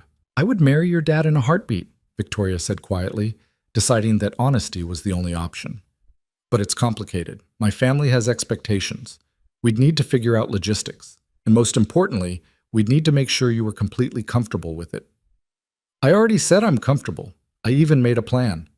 Jamie pushed his drawing across the table. It was surprisingly detailed for a 7-year-old. Stick figures arranged in rows, a square that was probably an altar, elaborate squiggles that might have been flowers. See? I've been thinking about this for a while. Daniel's expression softened, and Victoria saw the exact moment he made a decision. Can you give Victoria and me a few minutes to talk? Daniel asked. Alone? Jamie's face fell. Am I in trouble? No, buddy, not at all. We just need to have a grown-up conversation, and then we'll talk to you about it. I promise. Jamie gathered his drawing reluctantly and headed toward the living room, marmalade trailing behind him like a small orange shadow. The moment he was out of earshot, Daniel turned to Victoria. He's right, Daniel said. We've been dancing around this for weeks. Maybe it's time to actually talk about it. Victoria's heart was hammering. Okay, let's talk about it. Do you want to marry me? The question was so direct, so unexpected that Victoria laughed. That's not a proposal. I know. I'm asking seriously. Do you want to marry me? Not someday, not theoretically. Actually, Victoria took a breath, letting herself feel the full weight of the question. Did she want to marry Daniel Carter? The architect with the half-finished house and the sweet son and the terrible coffee? The man who saw her as a person instead of a position, who challenged her and supported her and made her laugh even when she was exhausted? Yes, she said. I do. But Daniel, there are complications. There are always complications. Name them. My father still hasn't fully accepted this. The board will have opinions. We need to figure out prenups and legal arrangements because, like it or not, I have significant assets that need to be protected, not from you, but for legal reasons. And your business is still growing, and I don't want you to feel pressured to Victoria, Daniel interrupted gently. Those are logistics. Valid logistics, but still logistics. They're problems we can solve. What I'm asking is simpler. Do you want to spend your life with me and Jamie? Do you want to build a family with us? Do you want to take the risk that this could be forever? Tears pricked at Victoria's eyes. Yes, to all of it. Yes. Daniel stood up, pulled her to her feet, and kissed her. When they broke apart, he was smiling. Then we'll figure out the rest, he said, together. That's not a proposal either, Victoria pointed out, laughing through her tears. I know. When I propose, you'll know it. It'll be better than this. Better than a Tuesday morning in our kitchen after our 7-year-old presented us with a wedding plan? Much better, I promise. They called Jamie back into the kitchen and told him that yes, they were going to get married, but they needed some time to figure out the details. Jamie accepted this with surprising maturity, though he did make them promise that he could still be the ring bearer and that there would definitely be chocolate cake. The rest of December passed in a blur of planning and preparation. Daniel's business had hit a growth spurt, bringing in 3 new projects that would carry them through the next year. The house renovation was nearly complete. Just a few finishing touches remained, and Victoria had successfully navigated a particularly contentious board meeting where Thomas Whitmore had once again questioned her judgment, only to be shut down by her impressive quarterly results. Everything was moving forward. Everything was working, which was why Victoria should have known something would fracture. It started with a phone call on a Friday evening in mid-January. Victoria was working late at the office, reviewing contracts for a major bid, when her assistant Margaret knocked on the door. "Miss Hale, your father is here. He doesn't have an appointment, but he says it's urgent." Victoria felt dread settle in her stomach. Charles didn't show up unannounced unless something was seriously wrong. "Send him in." Charles entered her office, looking older than Victoria had ever seen him. His usual rigid posture was slightly stooped, his face drawn with worry. "Dad? What's wrong? Is Mom okay?" "Your mother is fine. Sit down, Victoria." "I'd rather stand." "Sit down," Charles repeated, his voice leaving no room for argument. Victoria sat. Charles took the chair across from her desk, and for a long moment, he just looked at her with an expression that was equal parts disappointment and resignation. "I've been approached by Marcus Thornton," Charles said finally. Victoria's blood ran cold. Marcus Thornton was the CEO of Thornton Defense Systems, their biggest competitor. He was ruthless, ambitious, and had been trying to buy out Hale Industries for years. "And?" Victoria asked, keeping her voice steady. "He's made an offer, a substantial offer, to buy the company outright."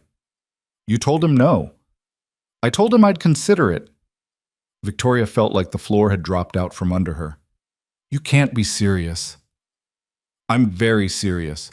Victoria, I'm 68 years old. I've spent 40 years building this company, and I'm tired. Your mother wants to travel. We have plans we've been putting off for decades. And Thornton's offer would let us do all of that and ensure that our employees are taken care of. Thornton doesn't care about our employees. He'll gut the company, keep the profitable contracts, and sell off everything else. You know this.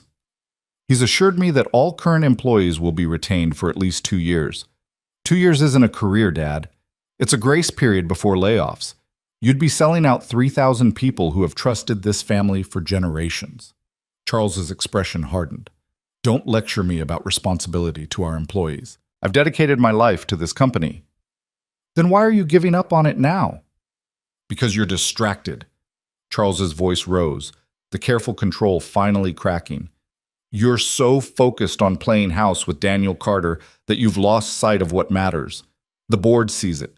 I see it. Your judgment has been compromised." Victoria felt fury rise like a wave. "My judgment is fine. My performance reviews are excellent. Revenue is up. Employee satisfaction is up. We just won the Decker contract that everyone said was impossible. How exactly has my relationship affected my work? You're planning a wedding instead of focusing on succession planning. You're leaving the office at reasonable hours instead of putting in the 70-hour weeks this job requires. You're soft, Victoria. You've let sentiment override strategy. I've let myself have a life. There's a difference. A life that includes a ready-made family with a child who isn't yours, a man with no business connections or social standing, and a future that looks nothing like what we planned." "What you planned," Victoria corrected, standing up. "You keep saying we, but you mean you. This was always your plan, your vision, your dream. And I followed it because I wanted to make you proud. But Dad, I can run this company and have a personal life. I can be CEO and be happy. Those things aren't mutually exclusive. They are when you're trying to compete at the highest levels. Thornton has no family. He dedicates every waking hour to his company. That's what it takes to succeed. Then maybe I don't want to succeed on those terms." The words hung in the air between them, stark and irrevocable. Charles stood up slowly. "If you're not willing to make the necessary sacrifices, then perhaps it's time to let someone else run this company. Someone who won't be distracted by domestic concerns." "Are you asking me to choose between the company and Daniel?"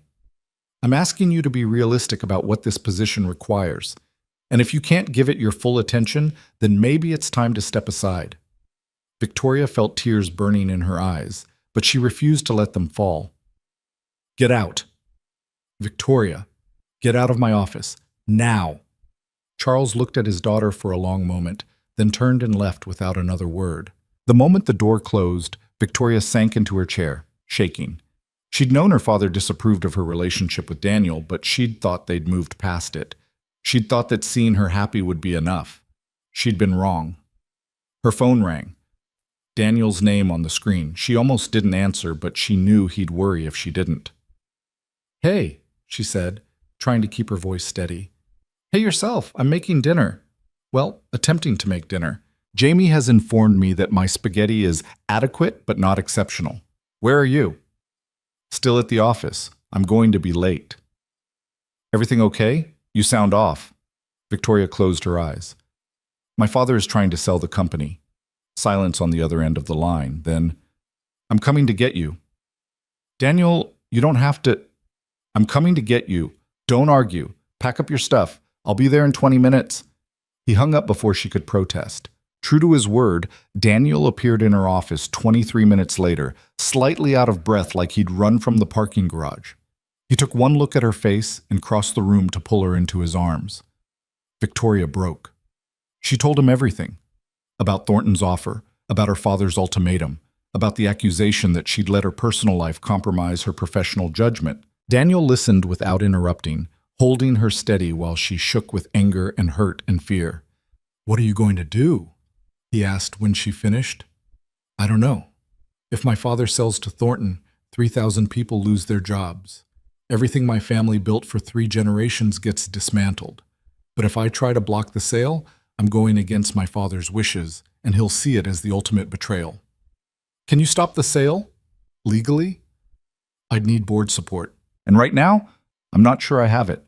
My father has relationships with these people that go back decades. If he tells them this is what he wants, they might vote with him regardless of what I think." Daniel was quiet for a moment, thinking, "What if you bought the company yourself?"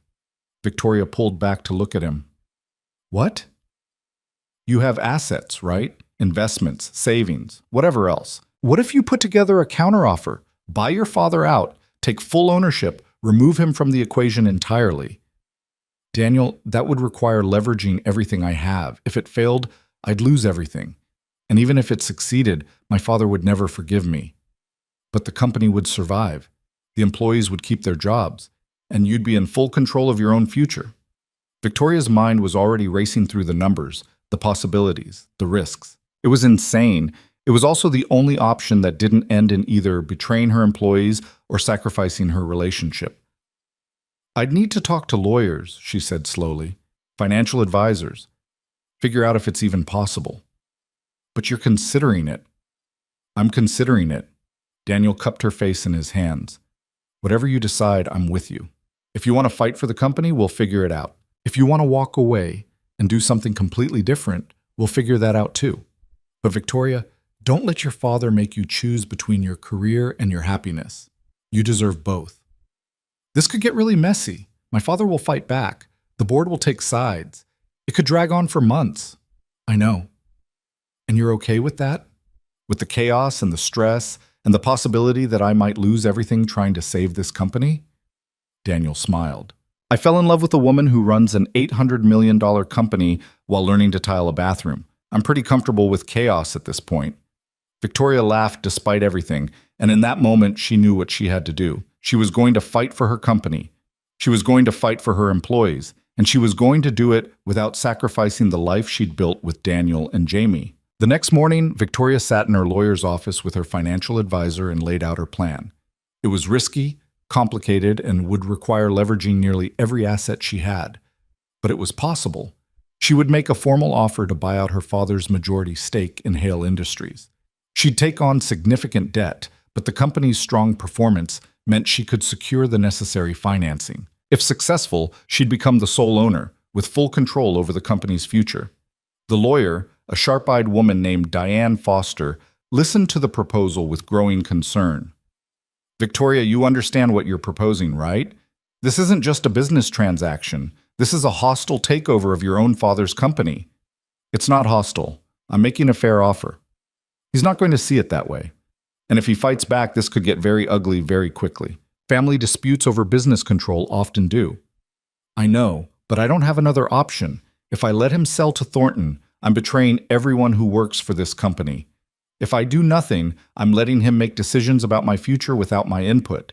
This is the only way I maintain control." Diane studied her for a long moment. "All right, If you're sure about this, I'll start drawing up the paperwork. But Victoria, once we file this offer, there's no going back. Your father will know you're challenging him directly. I understand. And you're prepared for the fallout?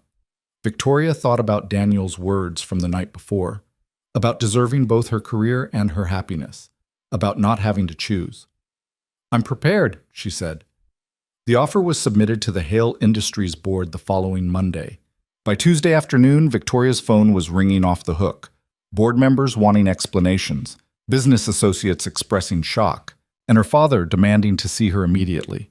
She met him at the house she'd grown up in, the colonial mansion where she'd spent countless hours being groomed for exactly this moment. Except she was supposed to be defending the family legacy, not fighting against it. Charles was waiting in his study, the same room where he'd made countless business decisions, where he'd taught Victoria about strategy and negotiations and the importance of family. How could you do this? He asked the moment she walked in. His voice was cold, controlled, but Victoria could see the fury beneath it. How could I save the company you built? Victoria countered. Dad, you were going to sell to Thornton. You were going to dismantle everything you spent your life creating. I was going to ensure our family's financial security and give myself the freedom to enjoy my remaining years. Instead, you've made a power play that will rip this family apart. You made the power play when you threatened to sell without consulting me. I'm just responding. By trying to buy me out? By taking control of my company? It hasn't been just your company for 2 years. I've been running it. I've been making the decisions. I've been doing the work, and I've done it well. Charles slammed his hand on the desk. You've done it well because I taught you how. Because I gave you the opportunity. Everything you have because of me. And everything you taught me, I'm using to make sure your legacy survives. Dad, if you sell to Thornton, within 5 years there won't be a Hale Industries anymore. But if you let me take over completely, I can build on what you started. I can make it bigger, stronger, more sustainable. Isn't that what you wanted? What I wanted was for you to value family loyalty over personal ambition. This isn't about ambition. This is about responsibility. To our employees, to the community, to the family name. Don't you dare lecture me about family responsibility while you're trying to force me out of the company I built. Victoria felt her composure crack. Then don't force me to choose between my work and my personal life. Don't tell me I can't be CEO and be happy. Don't make me pick between the company and Daniel because I'm not going to do it. I refuse. Then you're not the daughter I raised. The words hit like a physical blow. Victoria felt tears spring to her eyes, but she blinked them back furiously. Maybe I'm not, she said quietly. Maybe the daughter you raised would have married Elliot and played the role you designed for her and slowly disappeared into the person everyone expected her to be. But Dad, that's not who I am, and I'm done apologizing for it. She turned and walked toward the door. If you go through with this, Charles called after her, you'll lose more than the company. You'll lose your family. Victoria stopped, her hand on the doorknob. No, I'll lose you. Mom will come around eventually. She already has, actually. She's happy for me. She wants me to be happy. And if you can't see that this is what's best, for me, for the company, for everyone, then that's your failing, not mine. She left without waiting for a response. The drive home was a blur. Victoria's hands were shaking on the steering wheel, her mind replaying the conversation on an endless loop. She'd just declared war on her father. She'd just potentially destroyed her family relationship over a company and a man and a future that wasn't guaranteed. What if she was wrong? What if this was a massive mistake? She pulled into the driveway to find Daniel sitting on the front porch, clearly waiting for her. The moment he saw her face, he was on his feet. That bad? He asked as she approached. Worse. He said if I go through with the buyout, I'll lose my family. Daniel pulled her close. Then he doesn't understand what family means. Daniel, what if he's right? What if I'm choosing wrong? What if... Stop, Daniel said gently. You're not choosing wrong. You're choosing honestly. And yeah, it's hard and yeah, it hurts. But Victoria, you can't live your whole life trying to be what other people need you to be. At some point, you have to choose what you need. I need you, Victoria said, her voice breaking. I need Jamie. I need this life we've built. But I also need to know that I didn't sacrifice 3,000 people's livelihoods just to make my father happy. Then you already know what to do. Victoria pulled back to look at him. You're not worried about what this means for us? Of course I'm worried. This is going to be hard. Your father is going to fight back, the board is going to take sides, and we're probably in for months of legal battles and family drama. But Victoria, I didn't sign up for easy. I signed up for you, all of you, including the complicated family and the impossible choices and the courage it takes to stand up for what you believe in. I love you, Victoria whispered. I love you too. Now come inside. Jamie made you a sympathy card. It has 17 dinosaurs on it and says, sorry your dad is being difficult. He's very proud of it. Despite everything, Victoria laughed. They went inside together and Jamie immediately presented her with his card, which was indeed covered in dinosaurs and featured the promised message in his careful second-grade handwriting. I heard you and your dad had a fight, Jamie said seriously. That's hard, but it's okay to fight with your parents sometimes. I fight with Dad about bedtime all the time. That's different, buddy, Daniel started, but Jamie interrupted. Is it? You both want what's best for each other, but you don't agree on what that is. That's what me and Dad fight about too. He thinks bedtime at 8:30 is best. I think bedtime at never o'clock is best. Victoria found herself smiling through her tears. You're very wise, Jamie. I know. It's my best quality. He hugged her fiercely. Don't worry, Victoria. It'll be okay. And if it's not, you can live here forever anyway. We already decided you're part of the family.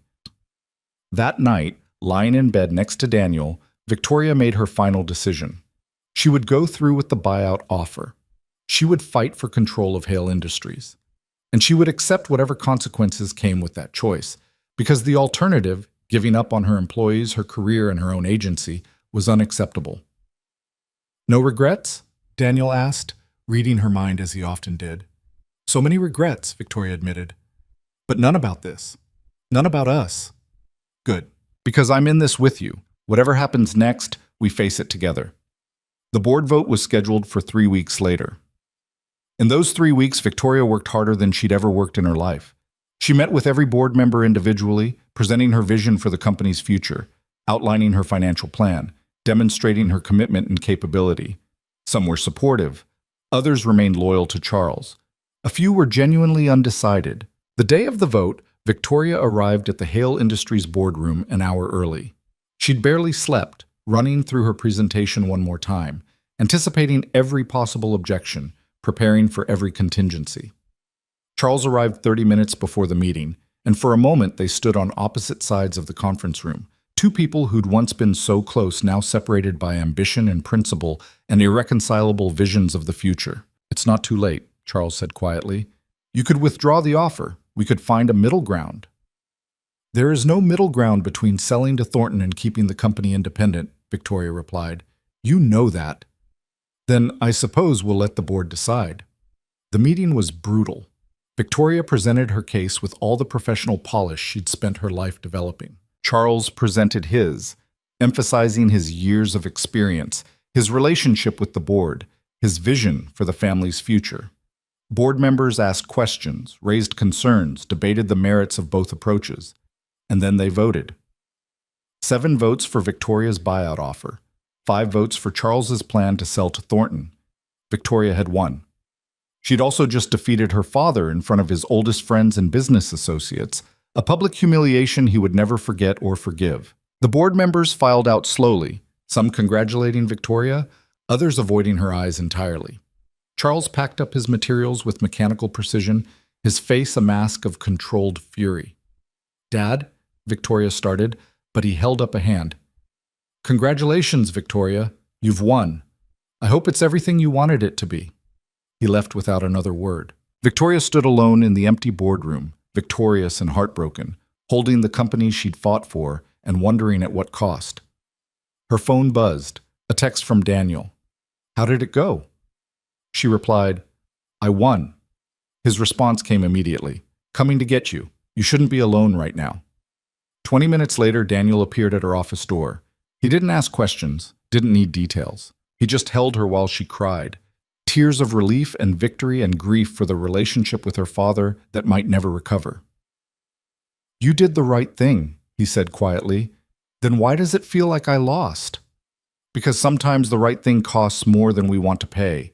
But that doesn't make it wrong. They drove home together in silence, and Victoria thought about everything she'd gained and everything she'd sacrificed. She had the company. She had Daniel and Jamie. She had a future she'd chosen for herself, but she'd lost her father's approval, possibly forever. And as she lay in bed that night, staring at the ceiling while Daniel slept beside her, she wondered if she'd ever stop feeling like she'd made a terrible mistake. The feeling didn't fade with morning light. Victoria woke the next day still weighted by the knowledge that she'd won her company and possibly lost her father in the process.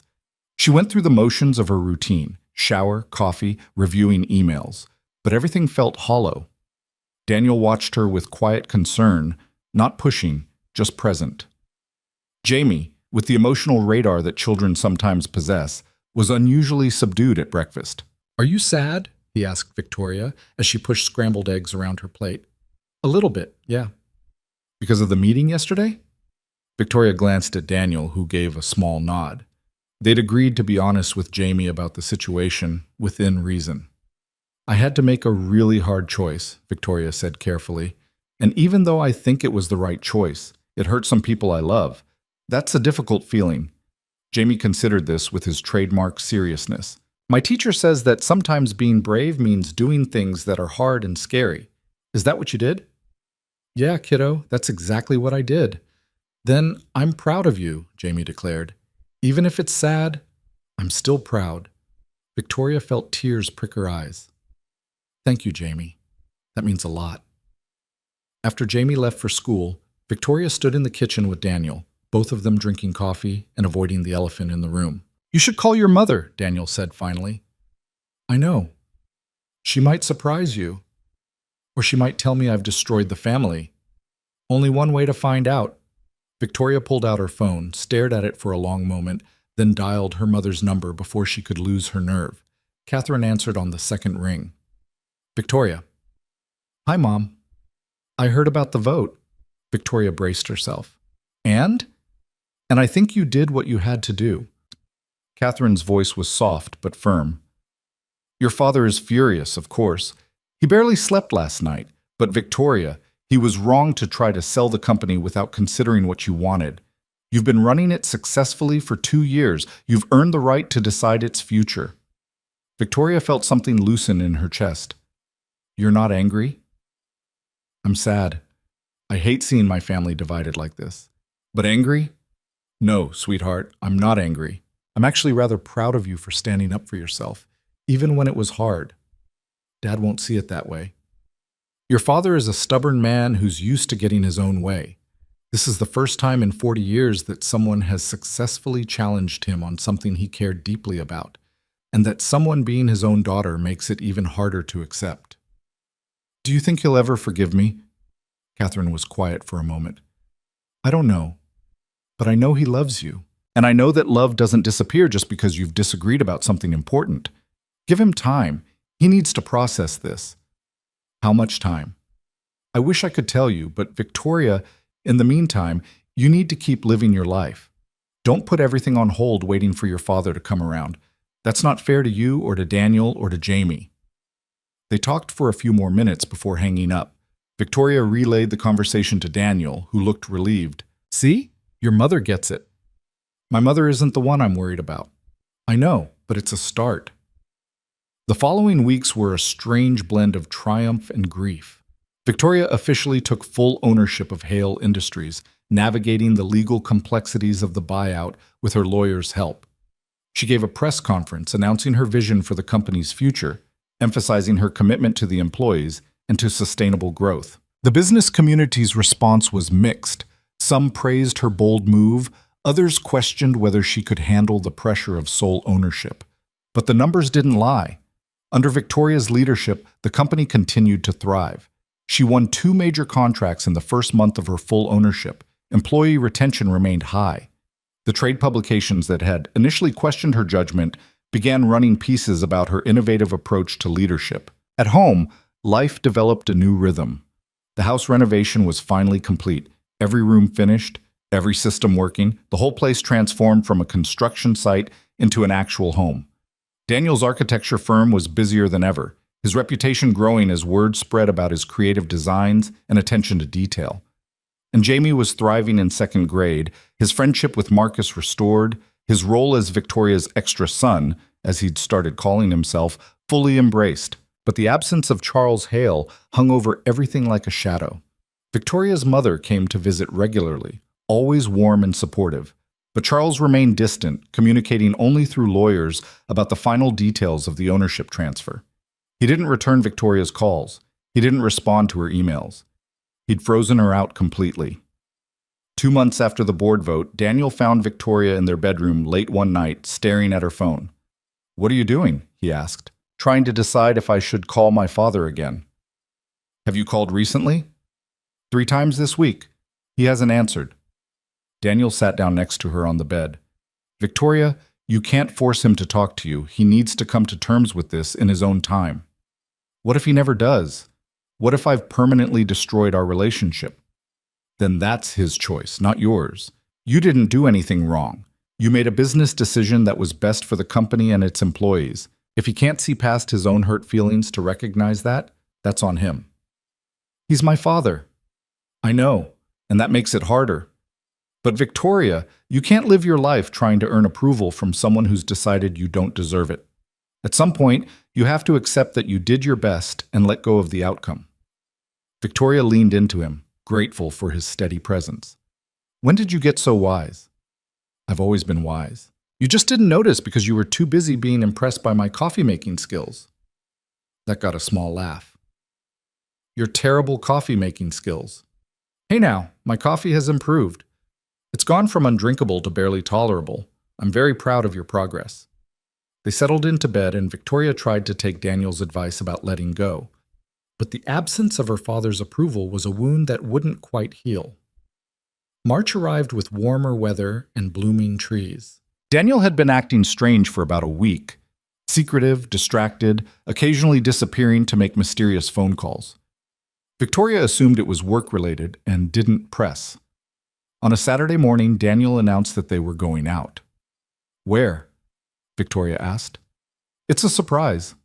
"I don't like surprises." "You'll like this one, trust me. And dress nice but comfortable. And wear good walking shoes." Those are very cryptic instructions. "I'm a mysterious man." Jamie was in on whatever was happening, giggling and whispering with Daniel while Victoria got ready. When she came downstairs wearing a sundress and flats, both of them grinned at her. "You look perfect," Daniel said. "For what?" "You'll see." They drove through Charleston, and Victoria tried to figure out where they were going based on the route. Not downtown, not toward the beach, not toward her parents' house, thankfully. Daniel pulled up to the small park Victoria had never been to before. Nothing fancy, just a quiet green space with walking trails and old oak trees draped in Spanish moss. "We're going for a walk?" Victoria asked. "Something like that." They got out of the car, Jamie practically vibrating with excitement. Daniel took Victoria's hand and led her down one of the trails. They walked in comfortable silence, sunlight filtering through the trees, birds singing overhead. After about 10 minutes, they reached a clearing, and Victoria stopped dead. The space had been transformed. Someone had strung lights through the tree branches. There were flowers everywhere. Simple wildflowers in mason jars, nothing elaborate or formal. And standing in the middle of it all was a small group of people. Catherine Hale, Daniel's contractor friend Mike and his wife, Mrs. Chen from down the street, Margaret, Victoria's assistant, Jamie's teacher, a handful of Victoria's colleagues from work who'd become friends over the years. And in the center of the group, looking uncomfortable but present, was Charles Hale. Victoria turned to Daniel, stunned. "What is this?" Daniel dropped to one knee, and Victoria's breath caught. "Victoria Hale," he said, pulling a small box from his pocket. "I know I said I'd plan a better proposal than a Tuesday morning in our kitchen. I hope this qualifies." He opened the box to reveal a ring, not huge or ostentatious, but beautiful. A sapphire surrounded by small diamonds, elegant and understated. "I love you," Daniel continued. "I love your brilliant mind and your terrible morning mood before coffee, and the way you tackle problems like they're personal challenges. I love how you've embraced Jamie as your own son. I love that you fight for what you believe in, even when it costs you. I love building a life with you, and I want to keep building it for the rest of our lives. So, Victoria, Will you marry me? Victoria was crying, nodding before she could even speak. Yes. Yes, of course, yes. Daniel slid the ring onto her finger and stood up to kiss her while their small gathering of friends and family applauded. Jamie ran over to hug them both, jumping up and down with excitement. I told you I had a good plan, he said triumphantly. When Victoria finally looked up, she saw her father standing at the edge of the group, hands in his pockets, expression unreadable. Their eyes met across the clearing. Catherine gently ushered everyone else toward a nearby picnic area where, Victoria now noticed, there was food and drinks set up. Within moments, she and Charles were alone in the clearing. Hi, Dad, Victoria said quietly. Hello, Victoria. They stood there awkwardly, two people who'd once been so close now separated by months of silence and hurt. Mom said she invited you, Victoria said. I didn't know if you'd come. I almost didn't. Charles looked down at his shoes, then back at her. Your mother was very insistent. She said if I missed my daughter's engagement, she'd never forgive me. And that convinced you? That, and the fact that I've spent the last 2 months being absolutely miserable. Charles took a breath. I was wrong, Victoria. About a lot of things. Victoria felt her throat tighten. Dad, let me finish, please. Charles moved closer. I was wrong to try to sell the company without consulting you properly. I was wrong to give you an ultimatum between your career and your personal life. And I was wrong to shut you out after the board vote. You didn't betray me. You saved the company. And I was too proud and too hurt to admit that. I didn't want to hurt you, Victoria said, tears streaming down her face now. I just couldn't let you sell to Thornton. I couldn't watch everything you built get destroyed. I know. And you were right to fight me on it. The truth is, I wasn't thinking about the company or the employees. I was thinking about control, about not wanting to let go, about being terrified of what my life would look like if I wasn't running Hale Industries anymore. You could have talked to me about that. I should have, but I didn't know how to admit that I was scared, that I was tired, that I wasn't sure who I was if I wasn't the CEO. Charles smiled sadly. Turns out, letting go is harder than I thought. What changed? Why are you here now? Your mother.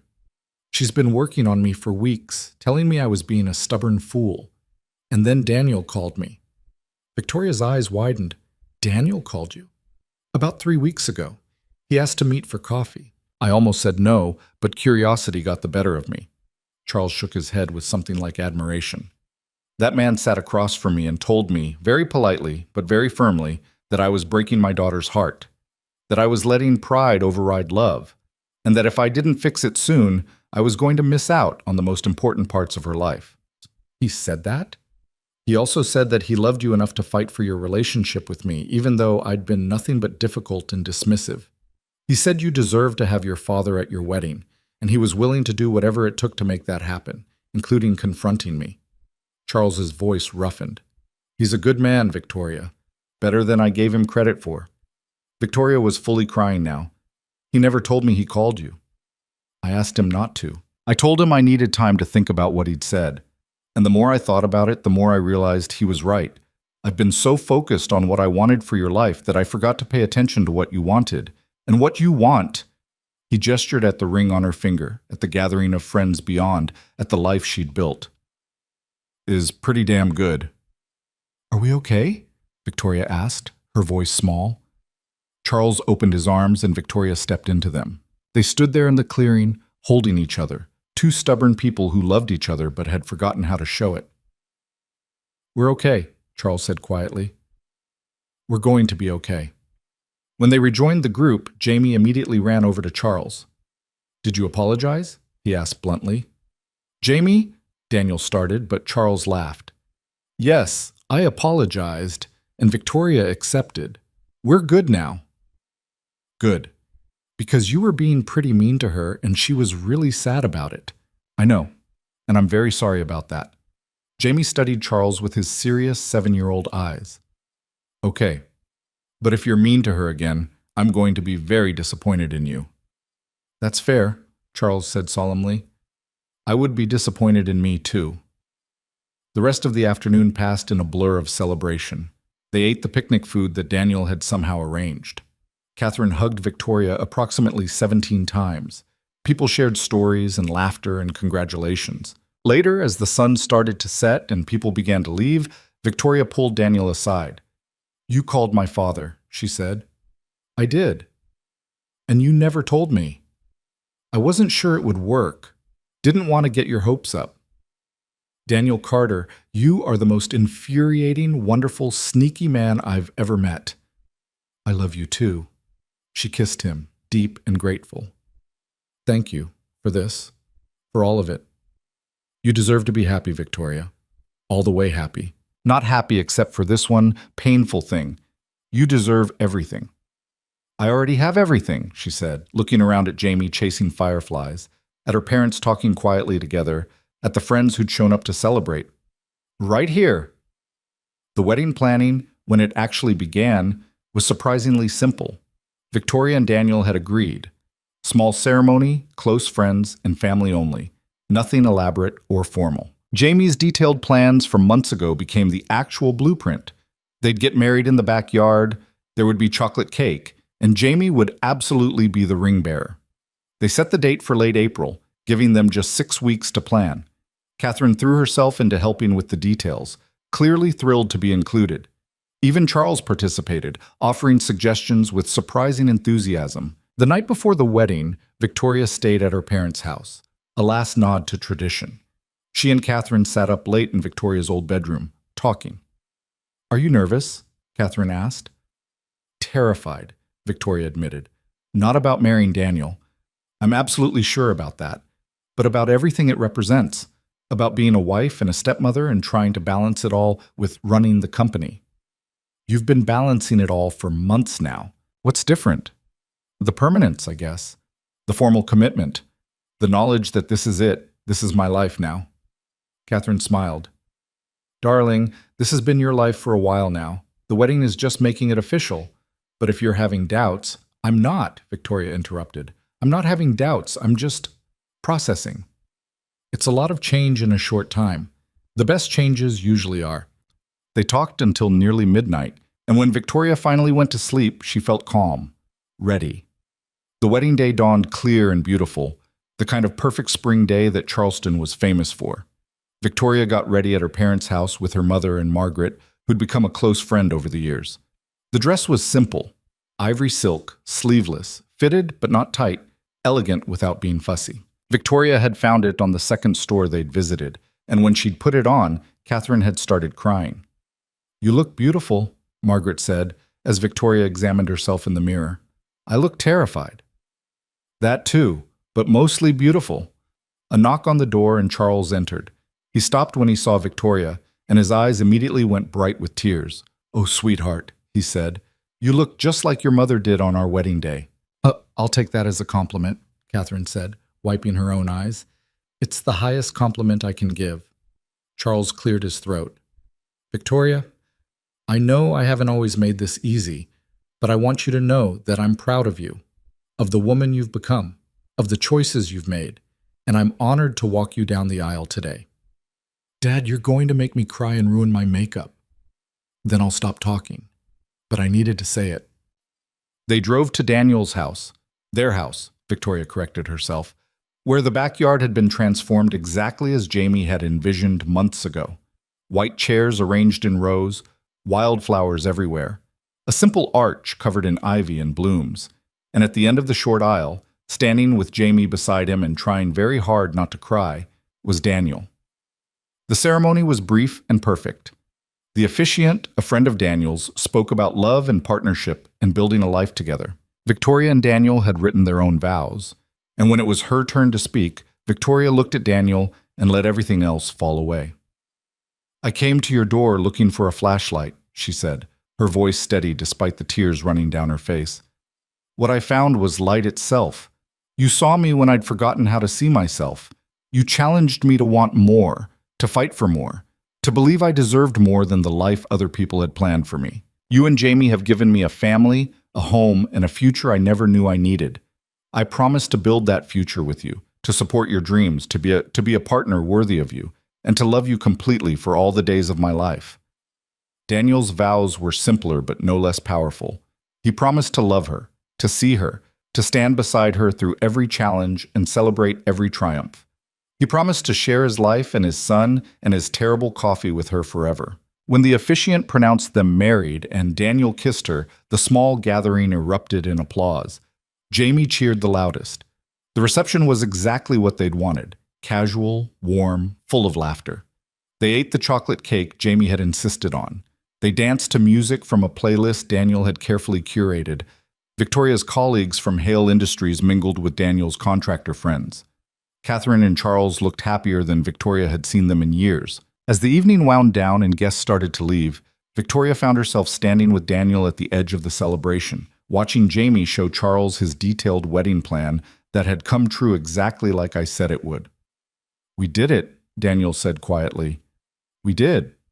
We actually did it. Any regrets?" Victoria looked around at the backyard they'd built together, at the house they'd renovated, at the family they'd created from scratch. She thought about everything she'd fought for: her company, her relationship, her right to choose her own path. "Not a single one," she said. 3 months later, on a quiet evening in July, Victoria sat in her doctor's office holding Daniel's hand and trying to process what she'd just been told. "You're about 8 weeks along," the doctor said with a warm smile. "Congratulations." Victoria and Daniel looked at each other, stunned.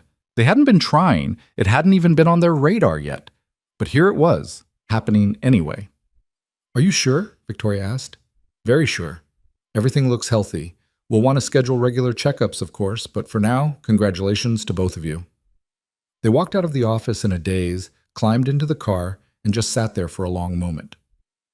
"We're having a baby," Daniel said finally. "We're having a baby," Victoria repeated, testing the words. "How do you feel about that?" Victoria did a quick internal assessment. She was terrified. She was thrilled. She was completely unprepared. She was more ready than she'd ever been. "I feel like our lives just got even more complicated," she said.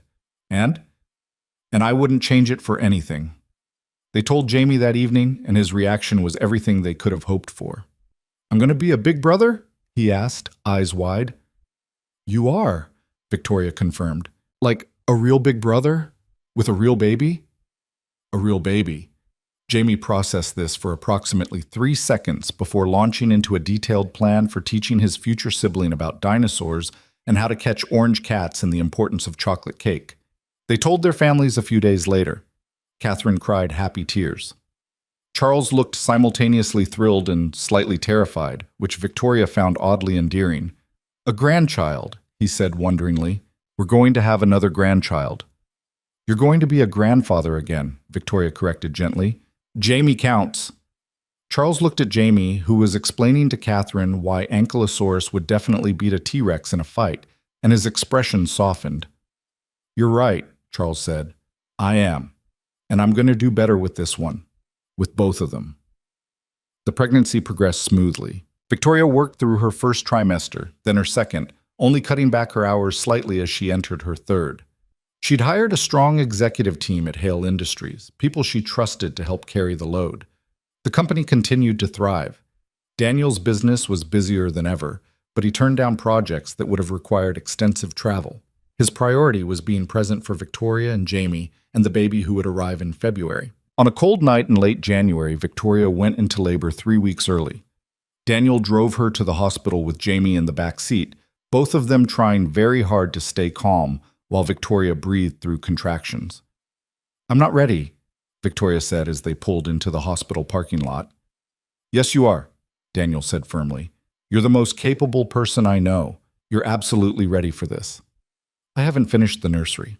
I haven't read all the baby books. I haven't—" "Victoria, breathe. We've got this. Together." The labor was long and intense, but Victoria was surrounded by support. Daniel never left her side. Catherine arrived shortly after they did and paced the waiting room with Charles and Jamie.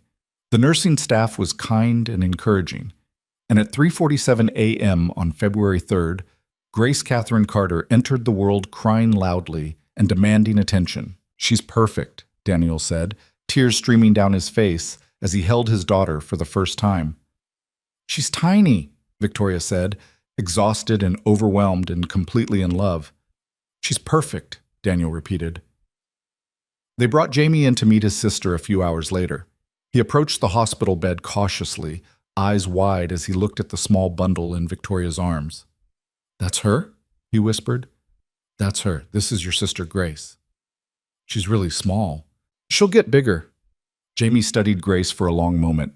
Then he gently touched her tiny hand and her fingers immediately curled around his.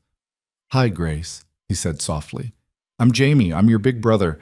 I'm going to teach you about dinosaurs and stuff. It's going to be awesome." Victoria felt tears streaming down her face as she watched her two children meet for the first time.